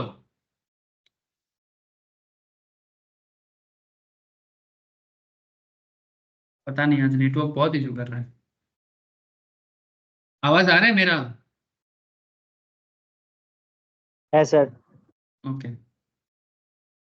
अब मानो पिज्जा वाला मशीन लगा के तुमने 200 लाख तो तुमने लगाया था बिजनेस पे, अब 72.73 लाख जो तुमने एक्स्ट्रा कमाया पिज्जा से, ठीक है, तो इसमें क्या खराबी है? 3 साल में अगर तुम्हारा प्रोजेक्ट तुमको, या 2 साल में अगर तुमको 72 लाख एक्स्ट्रा देता है तो ऐड हो जाएगा तुम्हारे वेल्थ में। और साउथ इंडिया में, इंडियन में तुमने 500 लाख लगाया था और एंड में तुमने देखा कि 136 लाख तुम्हारा ऐड हो जाएगा। तो अगर दोनों प्रोजेक्ट म्यूचुअली एक्सक्लूसिव नहीं है, ठीक है, तो तुम इन दोनों प्रोजेक्ट में पैसा लगाओ। बट अगर मानो कि देयर आर सम रेस्ट्रिक्शंस कि आप दोनों दुकान नहीं चला सकते, रेस्ट्रिक्शन बहुत तरह का हो सकता है, कि हो सकता है कि तुम at a time south Indian shop, या फिर तुम्हारा एरिया जो है वो साउथ इंडियन दुकान के लिए सही नहीं है, may be it's good for pizza, है ना, मे बी आपके लोकेलिटी में पिज्जा का दुकान चल सकता है, साउथ इंडियन नहीं चल सकता, या फिर vice versa. Mutually exclusive.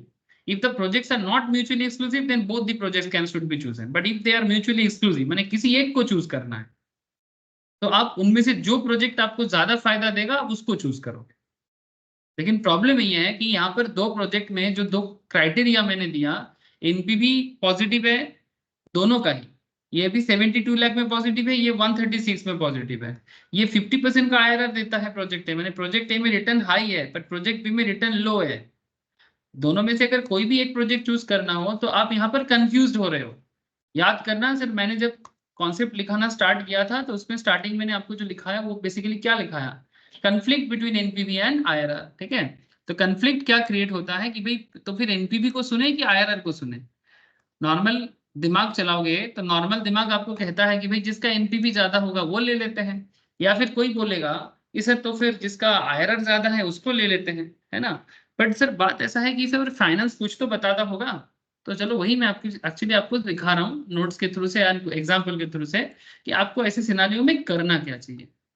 Shekhar sir बुझते पर बहुत স্যার বলছি মাথায় স্যার এই পয়েন্টটা রেখে দিলে তো বেশি কুইকলি কাজ করা যাবে যে এনপিভি গ্রেটার দেন 0 আর আইআরআর যদি গ্রেটার দেন কেসি হয় তাহলে প্রজেক্ট শুড বি অ্যাকসেপ্টেড। সেটা তো দুটো ক্ষেত্রেই হচ্ছে। হ্যাঁ, সেই জন্যই স্যার আপনি বলছেন যে দুটো প্রজেক্টই অ্যাকসেপ্ট করা উচিত। হ্যাঁ অবভিয়াসলি নরমালি দুটো প্রজেক্ট অ্যাকসেপ্ট করা উচিত, বাট যদি তুই যদি দুটো করতে না পারিস, যদি মিউচুয়ালি দুটো এক্সক্লুসিভ হয়, এক্সক্লুসিভ মানে একটা অন্যটার থেকে আলাদা, মানে হয় যে কোনো একটা চুজ করতে হবে, যে কোনো একটা ठीक है, চুজ कोई এবার भी एक সেটা तुमको चूज करना है। हाँ সেটা वो কোথায় कैसे करोगे? করতে হবে সেটা এবার হ্যাঁ আর কি। সেটাই হচ্ছে মেন প্রবলেম, সেই প্রবলেমটাই এখানে কনফ্লিক্টের মধ্যে আসছে, ঠিক আছে। इसमें तुम लोगों को ये भी समझ में आ जाएगा कि इतना सारा क्राइटेरिया कैपिटल बजटिंग टेक्निक ने जो रखा है, तो इसमें से प्रॉब्लम भी क्रिएट होता है, जिसमें सबसे ज्यादा प्रॉब्लम क्रिएट होता है एनपीवी के साथ आईआरआर का प्रॉब्लम होता है, ठीक है। तो ऐसे सिनेरियो में एक फाइनेंस मैनेजर ही क्या करेगा, या फिर एग्जाम सिचुएशंस भी क्वेश्चन आ जाएगा तो आप क्या लिख के आओगे, दोनों पॉइंट है सर। प्रैक्टिकल लाइफ से ही प्रॉब्लम अराइज होता है और उसी से आपको समझाने का कोशिश हो रहा है। ये लोग अभी तक प्रॉब्लम क्लियर नहीं हुआ नेटवर्क का।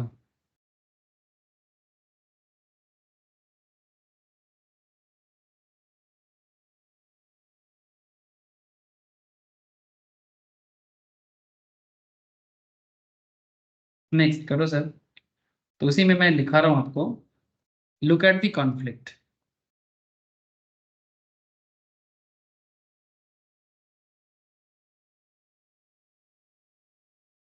आईआरआर ऑफ प्रोजेक्ट ए, मैं ऐसा करके लिख रहा हूँ, ए माने project A greater than IRR of project B.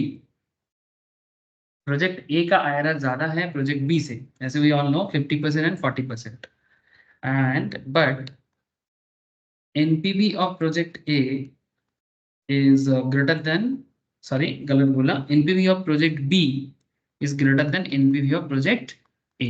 ये है ना सिचुएशंस, ये सिचुएशंस है सर। ऐसे हालत में the reason for the conflict is obvious, the reason for the conflict is obvious, and obviously एक reason conflict का हो रहा है, ठीक है, and that is NPV is biased, ठीक है, that is NPV is biased।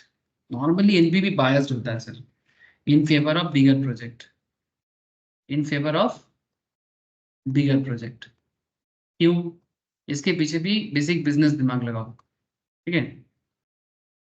NPV is biased in favor of bigger projects since project B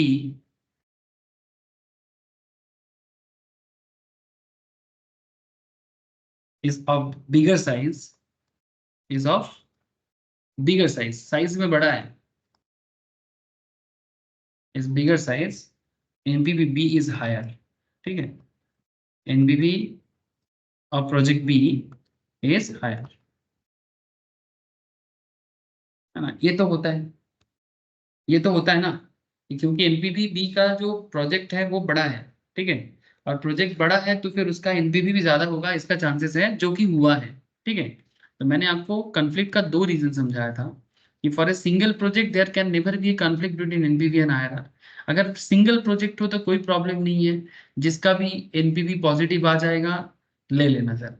but for 2 mutually exclusive project there may be conflict between the NPV and the IRR, ठीक है। उसी के ऊपर हम लोग जो इतना तक पॉइंट में तो आ गए सर कि कॉन्फ्लिक्ट क्यों होता है और कहाँ होता है। और नॉर्मली देखा जाता है कि NPV थोड़ा बहुत बिगर प्रोजेक्ट को फेवर करता है, बट IRR का ऐसा कॉन्सेप्ट नहीं है। IRR का ऐसा कॉन्सेप्ट नहीं है कि प्रोजेक्ट बड़ा हो छोटा हो, वो बस इंटरनल रेट ऑफ रिटर्न में ही फोकस करते हैं, ठीक है। इसमें और एक चीज आ जाता है सर, टाइमिंग डिस्पैरिटी, ठीक है। मैं आपको 2 सिचुएशंस के बारे में बोला था।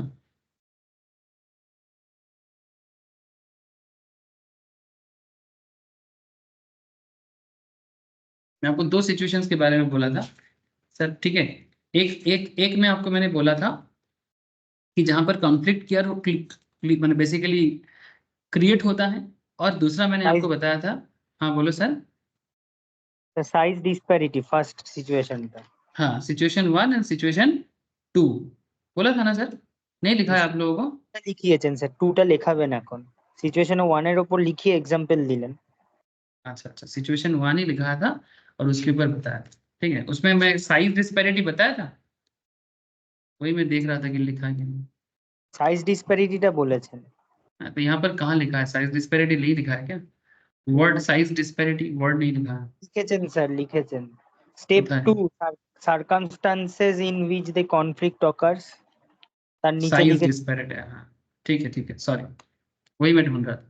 अब ये एक प्रॉब्लम है, ठीक है, जो प्रॉब्लम मैं भी इतना देर से आपको समझाने का बताने का कोशिश कर रहा था। अब एक दूसरा पॉइंट में मैं आपको बात करूंगा, उसका नाम है सर टाइमिंग डिस्पैरिटी। ये भी थोड़ा जानना जरूरी है कि टाइमिंग का खेल भी होता है। एक्चुअली क्यों ये सब बता रहा हूँ, क्योंकि ये टाइमिंग का प्रॉब्लम को सॉल्व करने के लिए ये पेबैक पीरियड सामने आ जाता है, ठीक है। तो इसलिए थोड़ा बहुत पेबैक पीरियड के लिए वेट ही करना पड़ेगा, तभी मैं ये कॉन्फ्लिक्ट से बात चालू किया। मैं समझ सकता हूँ जो लोग फर्स्ट क्लास करो उनको थोड़ा तो कॉन्फ्लिक्ट में ऐसे ही प्रॉब्लम होगा, और सेकेंडली जो लोग एकदम सीधा कैपिटल बजटिंग के कॉन्फ्लिक्ट में बात कर रहे हैं सर, ठीक है, तो कॉन्फ्लिक्ट थोड़ा तो कॉम्प्लेक्स इश्यूज हो जाता है ना, क्योंकि कोई 2 चीजों में कंपैरिजन चल रहा है, ये ले कि वो ले, ठीक है, ये एक प्रॉब्लम क्रिएट तो होगा, ठीक है, कोई बात नहीं सब धीरे धीरे गारंटी है सर ग्रिप आ जाएगा। बस आपको प्रैक्टिस करते रहना है कॉन्सेप्ट में, हमेशा जो भी क्लास में होगा उसको घर पे रिवाइज करने से ना हो जाता है सर क्लियर।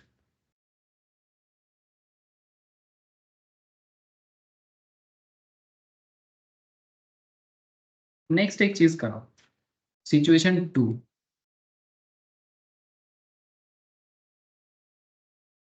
सिचुएशन 2, तो सिचुएशन 2 में आप एक चीज लिख सकते हो, टाइमिंग डिस्पैरिटी, टाइमिंग डिस्पैरिटी, ठीक है। कंसीडर एग्जांपल,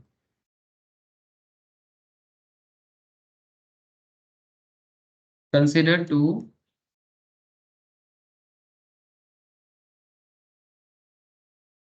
mutually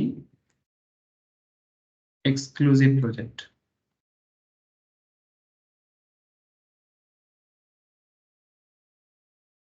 मान के चलते हैं कि 2 म्यूचुअली एक्सक्लूसिव है, मतलब कोई भी एक लेना है, और हमें टाइमिंग डिस्पैरिटी समझना है सर। इसमें भी कुछ एग्जांपल ले लेते हैं, ईयर्स ए एंड बी। ए से एक काम करो, ईयर्स बने 0 ईयर, आप पैसा लगा रहे हो, और 1 2 3 3 साल का प्रोजेक्ट है, प्रोजेक्ट ए में आप 500 लाख लगा रहे हो, प्रोजेक्ट बी पे आप मानो 500 लाख, दोनों में ही 500 लगा रहे हो, ठीक है। अमाउंट इशू नहीं है, साइज का मतलब प्रॉब्लम नहीं है। प्रोजेक्ट ए आपको 100 लाख दे रहा है, प्रोजेक्ट बी आपको 200 दे रहा है, प्रोजेक्ट सी आपको 300 दे रहा है, ठीक है। रिटर्न ये सब रुपीज इन लैक्स है, हाँ। Net cash flow rupees in lakhs. Sir एकदम रियल लाइफ सिचुएशंस है, समझने का कोशिश करो। एक बिजनेसमैन जो सोचता है आप भी समझो। 500 लाख लगाया आपने, प्रोजेक्ट ए आपको 100 200 300 करके रिटर्न दे रहा है, प्रोजेक्ट बी आपको फर्स्ट ईयर में ही 300 दे दिया, सेकंड ईयर में बोल रहे हैं 200 लाख दे देंगे, और थर्ड ईयर में बोल रहे हैं 80 लाख देंगे, ठीक है। समझ में आ गया सर? इतना तक समझ में आ गया क्वेश्चन? लिख लिया ना? क्या रे सब आजकल आवाज नहीं कर रहे हो आप लोग? सब लिखा कि नहीं लिखा? आकांक्षा, आकांक्षा का तो बिल्कुल साउंड नहीं है। अंकिता, आरजो, अश्रिता, अश्रिता को समझ में आ रहा है? जैसे थोड़ा दिक्कत होगा। आ रहा है समझ में, ठीक है। अभिजीत, नील, रवि, रवि समझ में आ रहा है कि नहीं आ रहा है? Yes sir. सर आज आपने टॉपिक ही उठाया थोड़ा, आज का टॉपिक ही थोड़ा सा क्रिटिकल है ठीक है, चलो कोई बात नहीं। क्वेश्चन 1, कोई बात नहीं सर। क्रिटिकल चीज, क्रिटिकल थिंकिंग से क्या होता है? क्रिटिकल थिंकिंग से दिमाग खुलता है, ठीक है, दिमाग काम करता है सर। प्रॉब्लम है कि हम लोग क्रिटिकल थिंकिंग करना ही नहीं चाहते, दिमाग में प्रेशर पड़ जाता है कैलकुलेट आईआरआर, गोपाल का क्या इशू हो गया पता नहीं। Calculate IRR of the projects. आज नॉर्मली मैं ऑफलाइन नहीं रखता, लेकिन ये इलेक्शन रिजल्ट्स के कारण ही मैंने रखा।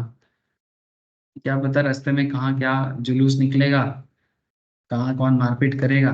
इससे जो भी हो अच्छा हुआ, क्योंकि टीएमसी जीत, हाँ टीएमसी जीत गया ना, इसलिए। अगर टीएमसी हारता ना दिक्कत होता।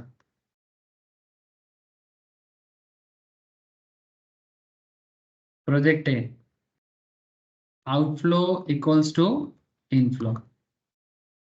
सेम प्रोजेक्ट पे आपको पूछ रहा है कि आईआरआर कैलकुलेट करके बताओ, ठीक है। अब मैं आईआरआर कैलकुलेशंस आपको फिलहाल आईआरआर का मेन प्रॉब्लम सॉल्व नहीं कराऊंगा, जस्ट आईआरआर का एक सिंपल तरीका समझा के सॉल्व करवाऊंगा। मतलब मेन आईआरआर का जो सोल्यूशन है ना, मुश्किल का होता है, फिर भी एक कोशिश में आपको दिखाता हूँ, ठीक है। एग्जाम्पल के रूप में project A and project B. अब प्रोजेक्ट ए जो है, इसमें क्या करना है आपको, आउटफ्लो इक्वल्स टू इनफ्लो। इसका मतलब है कि सपोज आपने 500 लाख बिजनेस पे डाला ना, तो ये 500 लाख आपका लेफ्ट हैंड साइड में आप रखो, और राइट हैंड साइड में आप प्रूव करो कि आपका जो रिटर्न आ रहा है, ठीक है, प्रोजेक्ट ए में आपका जो रिटर्न आ रहा है वो आपको कितना दिन में आएगा, और उसके अंदर रिटर्न कैसे छुपा रहेगा। 100 divided by 1 plus R plus 200 divided by 1 plus R का whole square and 300 divided by 1 plus R का होल क्यूब, ठीक है। 3 आपको दिया है रिटर्न का। अब इसमें आर क्या है नहीं पता, ठीक है, यही आर ही जना है ना सर। क्वेश्चन में आर गिवन नहीं रहता और आर फाइंड करना पड़ता है। सर ये तो मुश्किल है, चलो मैं आपको एक ट्रायल मेथड बताता हूँ। ऐसे ये this is not a real method, but फिर भी थोड़ा सा आइडिया मिलेगा आपको। रियल मेथड बने आर आर कैलकुलेट करने का एक प्रोसेस है, मैं प्रोसेस नहीं सिखा रहा हूँ, मैं सीधा कैलकुलेशन टेक्निक दिखा रहा हूँ। प्रोसेस एक अलग चीज है जो आपको पता चल जाएगा। जैसे मैं यहाँ पर एक सब्जेक्टिवली डिटरमाइन कर रहा हूँ कि let R equals to 5%। Sir कैसे समझेंगे कि मैंने आर का वैल्यू कितना होने से मेरा लेफ्ट हैंड साइड और राइट हैंड साइड इक्वल होगा। मैंने 1% प्लस माइनस चलता है कि 500 लाख का प्लस 1% माने 5 टका, और 500 लाख का माइनस 50 टका, और इधर 500 लाख का 1% प्लस 1% माइनस, ठीक है। 500 लाख का 1% प्लस और 1% माइनस तक वैल्यू आप ले सकते हो। कितना होता है 500 लाख का 1% माने कितना? 5 ही ना होता है? हाँ सर, 5 टका माने 500 के साथ +5 तक और इधर -5 तक जो भी वैल्यू आएगा राइट हैंड साइड में, इसका मतलब है कि आपका रिटर्न ठीक है। लेकिन ये रिटर्न 5% होगा कि 10% होगा, वी डोंट नो। फिलहाल फॉर दी कैलकुलेशन पर्पस मैं यहाँ पर आपको 5% लेके दिखाता हूँ कि सर अगर मैं इसको 5% ले लूँ तो क्या मेरे को क्या वैल्यू आता है, तो चलो करके देखो। Calculation is very simple. 1 तो रहेगा, बस r के जगह में 5% का वैल्यू पुट करूंगा, जैसे कि 0.05। 2 के जगह में क्या करूंगा, 1 प्लस 0.05 का होल स्क्वायर। 0.05 कहां से आया, ठीक है, very simple, just 5 divided by 100 कर दो, 0.05 रहता है ना, तो वही 0.05, क्योंकि प्लस r माने रिटर्न है ना, तो रिटर्न को पॉइंट में देना चाहिए होता है इसलिए। तो 0.05 का होल स्क्वायर, और इधर आ जाएगा 300 divided by 1 plus 0.05 whole cube, ठीक है, होल क्यूब। इस तरह से आपको क्या मिलेगा, इस तरह से आप बस कैलकुलेट करके मुझे बताओ कि आपका इधर वाला साइड कितना आता है। सर बहुत सिंपल है कैलकुलेशन, 0.05 प्लस 1 माने 1.05 आ गया ना आपको। अब 1.05 को आप डिवाइड करो, एक बार इक्वल मारो, जितना वैल्यू आएगा इसको कर दो इनटू, पहले बार करो 100, तो आपका एक वैल्यू मिलेगा, इसको बोलते हैं 95.24, ठीक है, माने बेसिकली आप करके देखो आपको यही आएगा। नॉर्मली स्टूडेंट क्या करते हैं, 1.05 को डिवाइड करते हैं, फिर वैल्यू को लिख के रखते हैं, लेकिन आपको इतना कुछ नहीं करना है, सिंपल मैं फिर से दिखा रहा हूँ। 0.05 प्लस 1, अब इक्वल अगर 2 साल के लिए करना है, डिवाइड मारो, फिर एक बार इक्वल, 2 बार इक्वल, जितना आएगा इंटू कर दो, जैसे सेकेंड ईयर में कितना आ रहा है 200, तो आ गया 181.4, ठीक है। सिमिलरली और एक बार कर लो, 0.05 प्लस 1.05 डिवाइड, अब इस बार 3 बार करेंगे, एक बार, 2 बार, 3 बार, जितना आएगा इंटू कर देंगे 300, ठीक है। तो आ रहा है मेरा 259.15, 259.15, ठीक है। अब ये तीनों अमाउंट को टोटल करके मेरा कितना आ जाएगा, कैलकुलेट करके देख सकते हो आप लोग, 530.35। सर क्या 500 लाख इक्वल्स टू 530.35 इक्वल है क्या, क्या ये 1% के रेंज में है, हेलो, क्या ये left hand side equals to right hand side 1% के रेंज में आया है सर?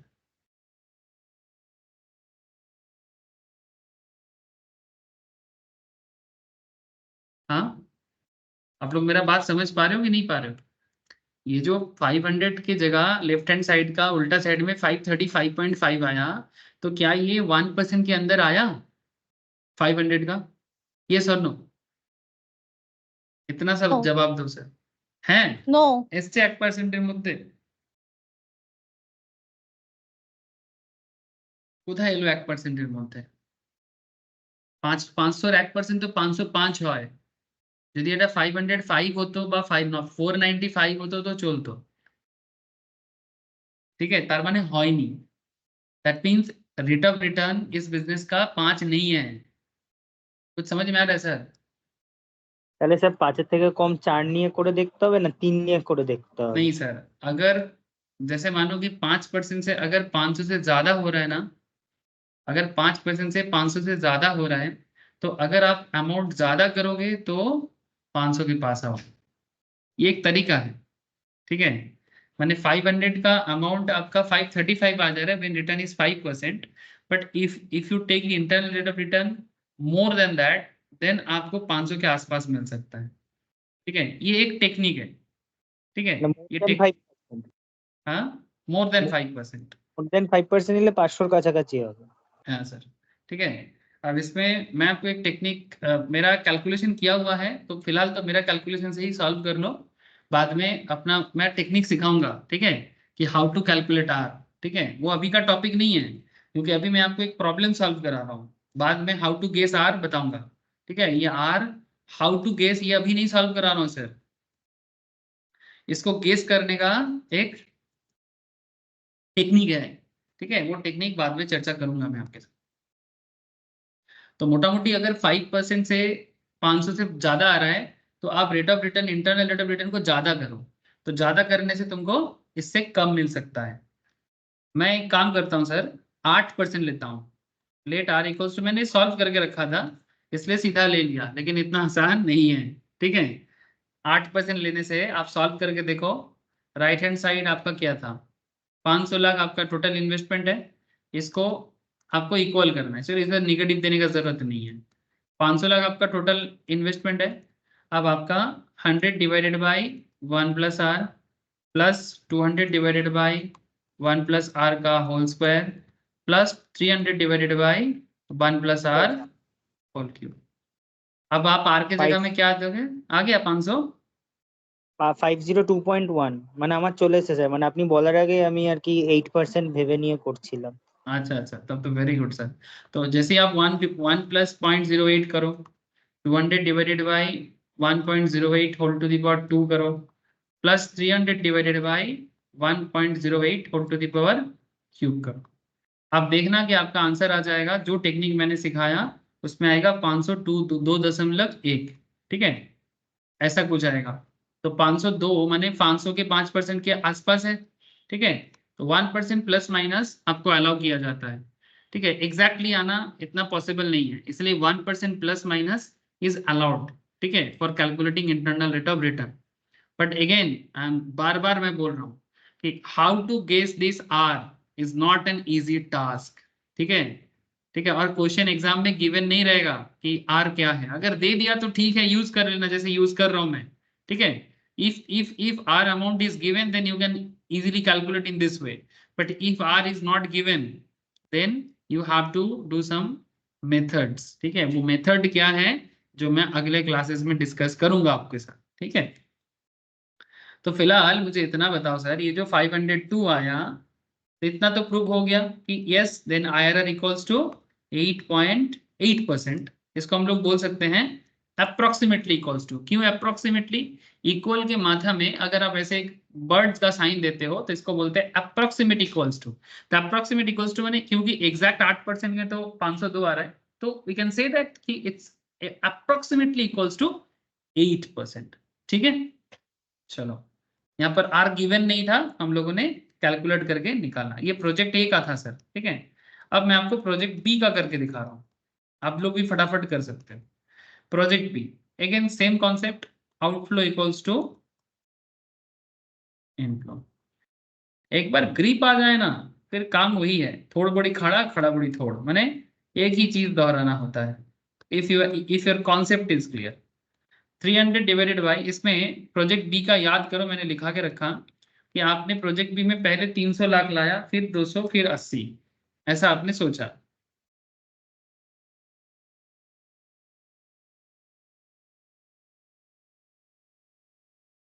तो 500 में आपको 300 मिला, 1 plus R plus 200 divided by 1 plus R plus कितना लास्ट में कितना आया? 80 करोड़, 80, हाँ 80 lakh divided by 1 plus R whole cube.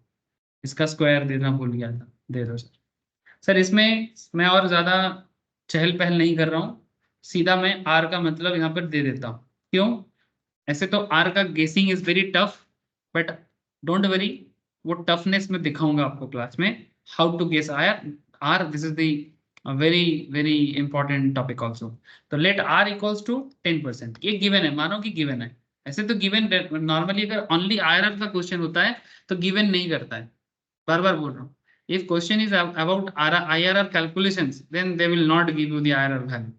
But अगर कोई एक ऐसे कॉन्फ्लिक्ट वाला मैटर हो, आपको एक दूसरा चीजों में लेके आना चाहता है, तो आर का वैल्यू दे देता है कई बार, ठीक है, बिकॉज इतना परेशान नहीं करता है, ठीक है। जैसे अभी मैं आपको कॉन्फ्लिक्ट समझा रहा हूँ, तो ऐसे सिचुएशंस में हो सकता है कि आपको आर का वैल्यू दे दिया, बिकॉज यहाँ पर एग्जामिनर या इंस्टीट्यूट आपसे ये नहीं चाहता है कि आप आर का वैल्यू कैलकुलेट करो, वो ये चाहता है कि जब कन्फ्लिक्ट हो, टाइम डिस्पैरिटी हो, तब आप क्या करोगे। Let R equals to 10%, solve करो। 300 by 1 plus 0.10, 200 divided by 1 plus 0.10 whole square, and last में करो 80 divided by 1 plus 0.10 whole cube, ठीक है।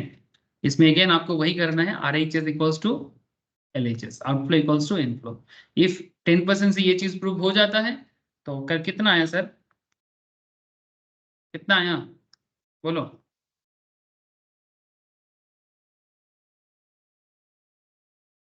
सर मेरा तो आंसर है 498.1। क्या आप लोगों को आया सर? मेरा 498.1 है, आप लोगों को आया? हमारा इससे 498.1। Thank you sir. बाकी लोगों का नील, रवि, अभिजीत, शिल्पा, आकांक्षा कितना है सर?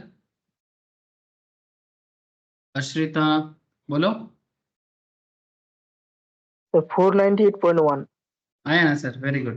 तो Yes, इससे तो one thing is clear from here कि 500 का 1% माने कितना? 5। तो 498 5 के अंदर आता है ना, यानी 500 से अगर आप 5 पॉइंट माइनस करोगे तो 495 होता है। तो ये तो 495 से ज्यादा है, तो दिस इज ओके। ठीक है, तो इसको हम लोग क्या, तो फिर हम लोग क्या बोल सकते हैं कि 10% is my IRR approximately equals to. ठीक है, तो आंसर क्या हो जाएगा? IRR इक्वल्स टू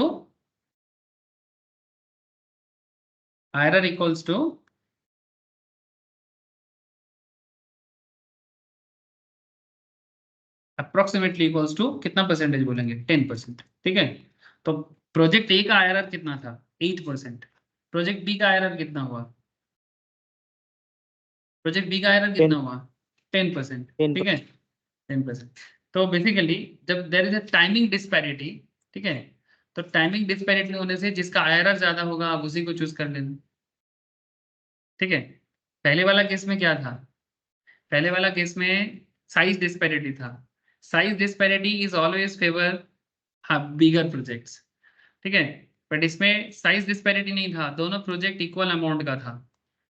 समझ में आया sir? Both the projects are of equal investment value. First project आपका प्रोजेक्ट ए भी 500। স্যার সাইজ ডিসপ্যারিটিটা কি আউটফ্লো দিয়ে মেজার করছি আমরা তাহলে? नहीं नहीं, साइज डिस्पैरिटी, हाँ अब मैंने इन्वेस्टमेंट वैल्यू पे डिपेंड करता है, क्योंकि साइज डिस्पैरिटी में ऑलवेज एनपीवी हाई होगा। ऑब्वियसली आउटफ्लो से ही मेजर हो रहा है कि कितना पैसा डाल रहे हो, और ये देखा जाता है कि, ठीक है, ये देखा जाता है कि अगर साइज बड़ा है जिसका, उसका एनपीवी हाई होगा। ठीक है, क्योंकि उस पर ज्यादा पैसा डाल रहे हो। इट्स अ वेरी सिंपल ना लॉजिक। जिसमें ज्यादा पैसा মানে डालेंगे उसमें ज्यादा, मैंने ओवरऑल वेल्थ क्रिएशन ज्यादा होगा। কারণ টাইমিং ডিসপ্যারিটিতে আউটফ্লো দুটোরই সেম আছে সেজন্য আমি জিজ্ঞেস করছি। टाइमिंग डिस्पैरिटी में क्या हो रहा है सर? एक सेकेंड। टाइमिंग डिस्पैरिटी में क्या हो रहा है? मेरा दोनों आउटफ्लो सेम है, तभी तो मैं बोल रहा हूँ कि इसमें मेरा साइज डिस्पैरिटी तो नहीं हो सकता, क्योंकि मेरा दोनों इन्वेस्टमेंट सेम है। तो inflow is not important, outflow is important. Inflow इधर 100 200 300, इधर 300 280। ठीक है, तो matter is about outflow, not the inflow. But size disparity में उसमें 200 लाख का प्रोजेक्ट था, एक 500 लाख का प्रोजेक्ट था। तो ऐसे जब टाइमिंग डिस्पैरिटी हो, जिसका IRR ज्यादा उसको ले लेना। तो ऐसे, तो ये वाला क्वेश्चन में किसको ले लेना है सर? प्रोजेक्ट ए को कि प्रोजेक्ट बी को?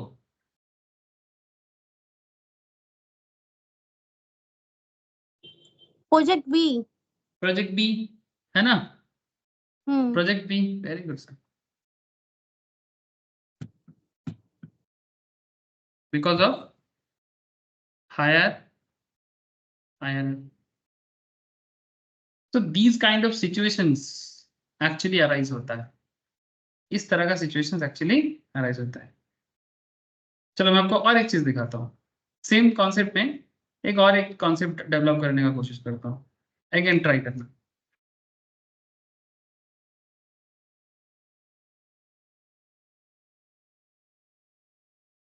जो क्वेश्चन मेरा चल रहा था उसी क्वेश्चन में, ठीक है, मेरा क्वेश्चन क्या था? ये वाला था 0 1 2 3। ठीक है, 500 100 200 300, और सेकंड वाला था 300 280। इसी क्वेश्चन में एक क्वेश्चन 2 है, ये क्वेश्चन 1 था, ये क्वेश्चन 1 था, इसी क्वेश्चन में क्वेश्चन 2 है। क्या क्वेश्चन 2 है? चलो देखते हैं।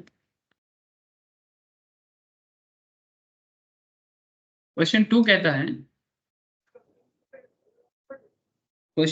है, calculate NPV of both the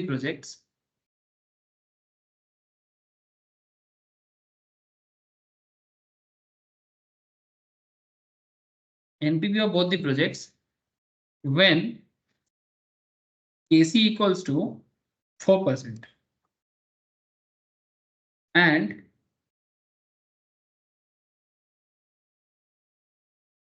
KC equals to 4%.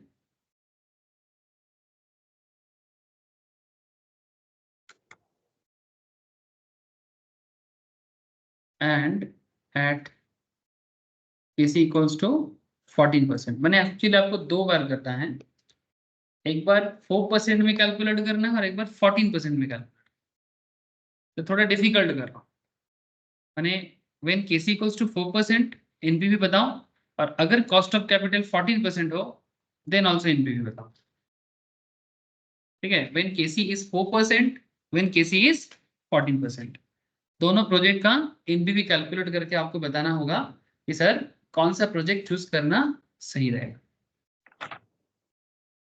Question clear हुआ?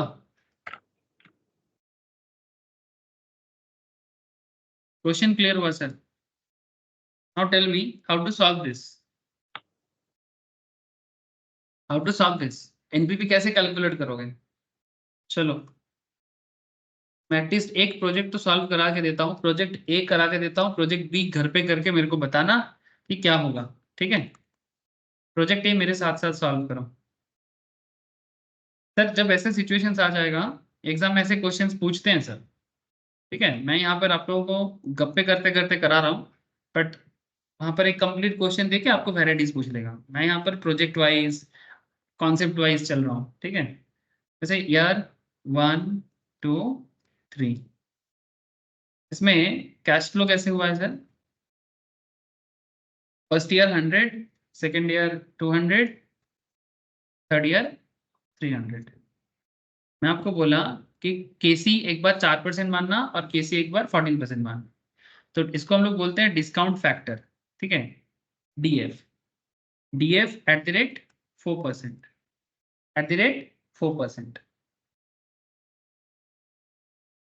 डिस्काउंट फैक्टर एक बार 4% का मानना और एक बार डिस्काउंट फैक्टर 14% का मानना, दोनों अलग रहता है। ये इसी के ऊपर आपका आंसर भी अलग आएगा।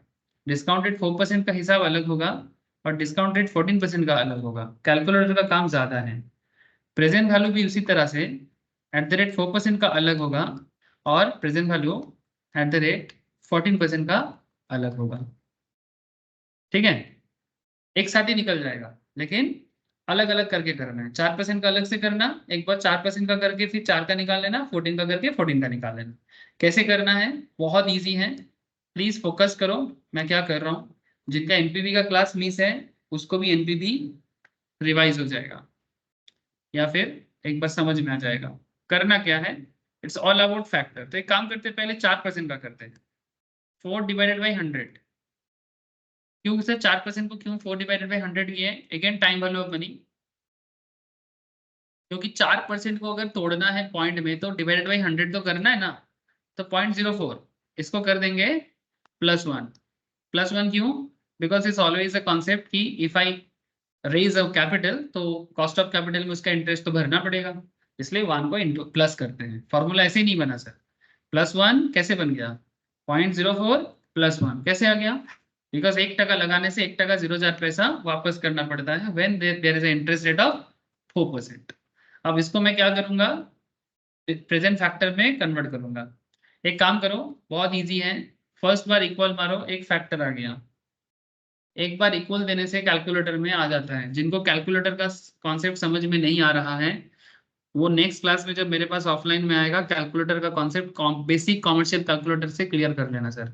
बिकॉज एग्जाम टाइम पे आपसे बेसिक कैलकुलेटर से ही सॉल्व करना होगा, जिसको हम लोग नॉर्मल कॉमर्शियल कैलकुलेटर बोलते हैं। ठीक है, कोई साइंटिफिक अलाउड नहीं है। तो एक बार इक्वल करने से जो फैक्टर आया, this is the first year का डिस्काउंटिंग फैक्टर 4% में। कितना डिजिट लेना है सर? सर पॉइंट के बाद 4 डिजिट लेना, 1 2 3 4। और अगर किसी जगह में जो भी डिजिट रहेगा उसके बाद अगर 5 से ज्यादा रहेगा तो नेक्स्ट डिजिट ले लेना। ठीक है, तो 9615, 0.9615, तो बस put it here 0.9615। Second bar equal मारो, 0.9246 कर सकते हो, 0.9246 कर सकते हो, कर दो 0.9246। अच्छा, फिर क्या करना है? और एक बार इक्वल मारो, 0.8889 कर दो, 8889 कर दो, 0.8889। 9 हो गया, काम खत्म। अब इसके साथ इसको इंटू करके इधर बिठाना आता है, ये दोनों में इंटू करके प्रेजेंट वैल्यू ऑफ 4% में आएगा। एक काम करते हैं, इजी छोटा क्वेश्चन है, 14% का कैलकुलेट कर लेते हैं। अगर 4% की जगह 14% होता तो क्या करते हैं, वही 14 divided by 100। Sir present value NPV 4% এর 547.75 और 14% এর 444.12। समथिंग लाइक दैट, ऑलमोस्ट सही आया है सर। ঠিক আছে স্যার। 0.14 प्लस 1, ठीक है 1.14 हो जाएगा। अगेन डिवाइड करो 2 बार कैलकुलेटर में और फिर इक्वल को एक बार दबाओ। एक फर्स्ट ईयर का आ गया 0.8771, जस्ट पुट इट हियर 0.8771। मेहनत का काम है सर, बुद्धि बिल्कुल नहीं लगता। 2 बार लगाओ 0.7695, 0.7694 या 95, ठीक है। अच्छा नेक्स्ट करो और एक बार इक्वल देखे 0.6748, ठीक है 6748, 0.6748 निकल गया फैक्टर मेरा सारा, ठीक है। अब इसके साथ इसको इंटू, ठीक है 4% के लिए इसको करने से आ जाएगा सर 96.15, मैंने इधर का इन दोनों को इंटू कर रहा है सर, इन दोनों को, इन दोनों को और इन दोनों को, इसको कर लो एक बार, फिर इसका अलग से करना। तो ये सब इंटू करने से आ जाएगा 196.15, 184 धीरज से करो हो जाएगा, पेशेंसफुली करो हो जाएगा, 184.9। फिर नेक्स्ट आ जाएगा आपका 266.67, ठीक है आ गया तीनों का। इसके साथ इसका, सॉरी इसके साथ इसका, इसके साथ इसका, इसके साथ इसका, ठीक है। ये तीनों को टोटल करने से आपका आ जाना चाहिए सर 547.72 या 73 समथिंग, ठीक है। अब थोड़ा बहुत 0.7 के बाद या इसके बाद थोड़ा बहुत डिफरेंस हो सकता है, बिकॉज कौन कितना डिजिट के बाद लिया है, कोई 4 लिया कोई 5 लिया, उस पर थोड़ा डिफरेंस आ सकता है। एग्जाम में वो इतना मैटर नहीं करेगा, ठीक है। बेसिकली अगर किसी का 547 की जगह 545 होगा तो वो मैटर करेगा। 547 चेंज नहीं होना चाहिए, पॉइंट के बाद 7 के बाद 1 है कि 2 है कि 3 है कि 5 है, it's not a big deal. अब ये इंटू करने के बाद नेक्स्ट करना है आपको इसके साथ इसका इंटू, ठीक है इसके साथ इसका, इसके साथ इसका, ऐसा करने से आपका कुछ वैल्यू आएगा 87.71। फिर नेक्स्ट आ जाएगा आपका 153.88, इसका आ जाना चाहिए 202.47। अब मैं इंटू और बार बार क्यों दिखा नहीं रहा हूँ सर, थोड़ा मेहनत तो कर ही लेगा आप लोग। इसका टोटल करने से आ जाता है सर 444.06 या समथिंग ऐसा कुछ। पॉइंट के बाद फ्रैक्शंस में डिफरेंस हो सकता है आपके साथ मेरा, पॉइंट के बाद फ्रैक्शन में डिफरेंस हो सकता है, पर मोटा मोटी 547 इधर और 444 इधर, इसमें चेंजेस नहीं होना चाहिए। तो अगर आपका present value of 4% and present value of 14% आ गया, अब यहाँ से माइनस करना होता है इनिशियल इन्वेस्टमेंट को, इनिशियल इन्वेस्टमेंट। अब आप मुझे बताओ आपका इनिशियल इन्वेस्टमेंट कितना है, 500 करोड़ का, सॉरी 500 लाख का, जो आपने बिजनेस पे डाला था। तो इसको जब आप माइनस करते हो तो आपको क्या मिलता है, नेट प्रेजेंट वैल्यू। तो 547.72 से जब आप 500 को माइनस करोगे तो कितना आ जाएगा, 47.72 लाख। इसको माइनस करोगे तो कितना आ जाएगा,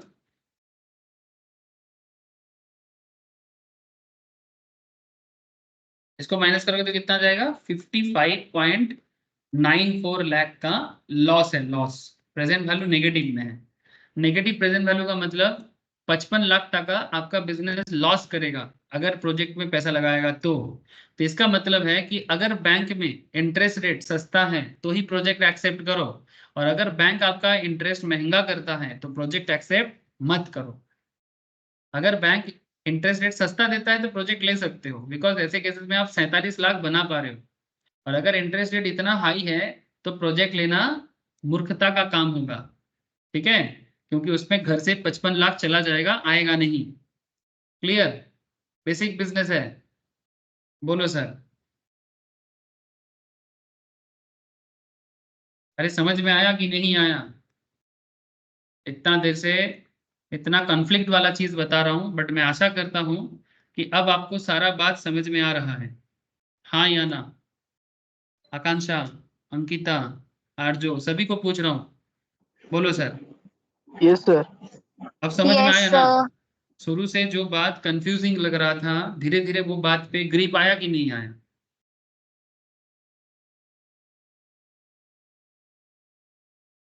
आया ना? बोलो सर। अरे जबरदस्ती नहीं बोलना है, अगर नहीं आया तो बोलो नहीं आया, और अगर आया तो बोलो हाँ सर आया। अश्विता को समझ में आया? अगर अश्विता को समझ में आ गया तो सबको आ जाना चाहिए। ऐसे झूठ मत बोलना सर, नहीं आया तो बोलना नहीं आया। आया इसका मतलब बाकी लोग भी समझ गए। ठीक है सर, इसका मतलब बाकी लोगों को भी समझ में आया, क्योंकि बाकी लोग लास्ट क्लास किया है। ठीक है, तो प्रोजेक्ट बी जो है इसको होमवर्क करना सर। ठीक है, आपके पास क्वेश्चन है प्रोजेक्ट बी का, same to same 4% and 14% rate में काउंट करके एनपीवी कैलकुलेट करके मेरे को शेयर करना। ठीक है, और फिर मुझे बताना कि उसको 4% लेना चाहिए कि 14% लेना चाहिए, और प्रोजेक्ट ए और बी में कौन सा लेना चाहिए on the basis of NPV. ये सॉल्व करके फोटो को स्कैन करके मेरे को भेजना, मैं देखूंगा। ठीक है, कि आप लोग कितने अच्छे से समझे हो। ठीक है, স্যার প্রজেক্ট বি এর ইয়েগুলো কোথায় স্যার? प्रोजेक्ट बी का आंसर, प्रोजेक्ट बी क्वेश्चन, यही तो क्वेश्चन, ये तो प्रोजेक्ट बी। ও আচ্ছা আচ্ছা। क्वेश्चन तो वही है जो क्वेश्चन आपको मैंने पहले टाइमिंग डिस्पैरिटी से लिया, उसी को सॉल्व करा रहा हूँ। बस एक चीज ऐड किया मैंने, 4 और 14% का रेट लगाया, एडिशन किया। 4% में भी बनाओ और 14 पे भी बनाओ, सेम कॉन्सेप्ट है। बस लास्ट में आपको ये बताना है कि प्रोजेक्ट ए लेना सही रहेगा कि प्रोजेक्ट बी। एक तो क्लियर हो गया कि 4 और 14 में 4% लेना है, अगर बैंक दे रहा है तो प्रोजेक्ट लो। अगर 4 से ज्यादा कर रहा है या मैंने 14% कर रहा है, मैंने टू हाई, लॉस हो जाएगा, मत लो। एनपीपी सीधा सीधा बता रहा है आपको, नेट प्रेजेंट वैल्यू डायरेक्टली आपको बता रहा है कि ये प्रोजेक्ट लेने से लॉस खाएगा। ठीक है, तो ऐसा प्रोजेक्ट लेके डूबने का कोई मतलब नहीं है। ठीक है, अगर bank rate is too high, आपका बिजनेस इतना ज्यादा रिटर्न नहीं दे पाएगा, और बिजनेस रिटर्न नहीं दे पाएगा तो फिर शेयर होल्डर्स का वेल्थ क्रिएट नहीं होगा, तो बेकार आपका पैसा बर्बाद होगा। प्रोजेक्ट बी में भी सेम टू सेम कैलकुलेट करो, present value of at the rate 4% में कितना होता है, और present value at the rate 14% में क्या होता है। बस कैश का फ्लो डिफरेंट हो जाएगा, बस इतना सा। वहां पर थोड़ा फ्लो अलग है, 300 280 ऐसा करके है। बस बाकी कैलकुलेट करके मुझे बताना। তখন ফার্স্টে উনি ওপেন ডেলিভারির অপশন থাকে তো ওইটা দেখবি মানে বলে যে কি তুই এবার আগে উল্টো अंकिता কিছু বলছিস কি? না না স্যার কিছু বলছি না। अच्छा ठीक है सर, तो ये होमवर्क आप लोग मुझे करके सॉल्व करके सेंड करो, मैं चेक करूंगा सबका कॉपी। बाकी डिस्कशन जैसे कि पेबैक पीरियड एंड एआरआर का डिस्कशन मैं नेक्स्ट क्लास में कराऊंगा। ठीक है, आज क्या था, एनपीवी और आईआरआर में कन्फ्लिक्ट का डिस्कशन। बाकी चर्चा नेक्स्ट क्लास में करता हूँ सर आपसे। ठीक है, घर पे एक बार ट्राई करना सर। नेक्स्ट क्लास में बाकी जो 2 टॉपिक हैं उस सब टॉपिक के ऊपर क्वेश्चन करूंगा, और फिर आईआरआर में भी बात करूंगा, क्योंकि आईआरआर का गेसिंग नहीं सिखाया आपको। और जो लोग पिछले 2 क्लास नहीं किया वो मेरे से अभी बैकअप ले लो सर। अगर बाई चांस मैं भूल ना जाओ, एक बार मेरे से मांग लो, मैं बैकअप दे देता हूँ। एक बार पिछला क्लास उसका रिवाइज भी कर लो, क्या होगा ना, एट पार रहोगे। ठीक है सर, थैंक यू, फिर आज इतना ही है। Good night. Okay sir, Bye, sir. Bye. Good night. Bye sir, good night. Bye, sir. Okay sir, thank you sir thank you sir.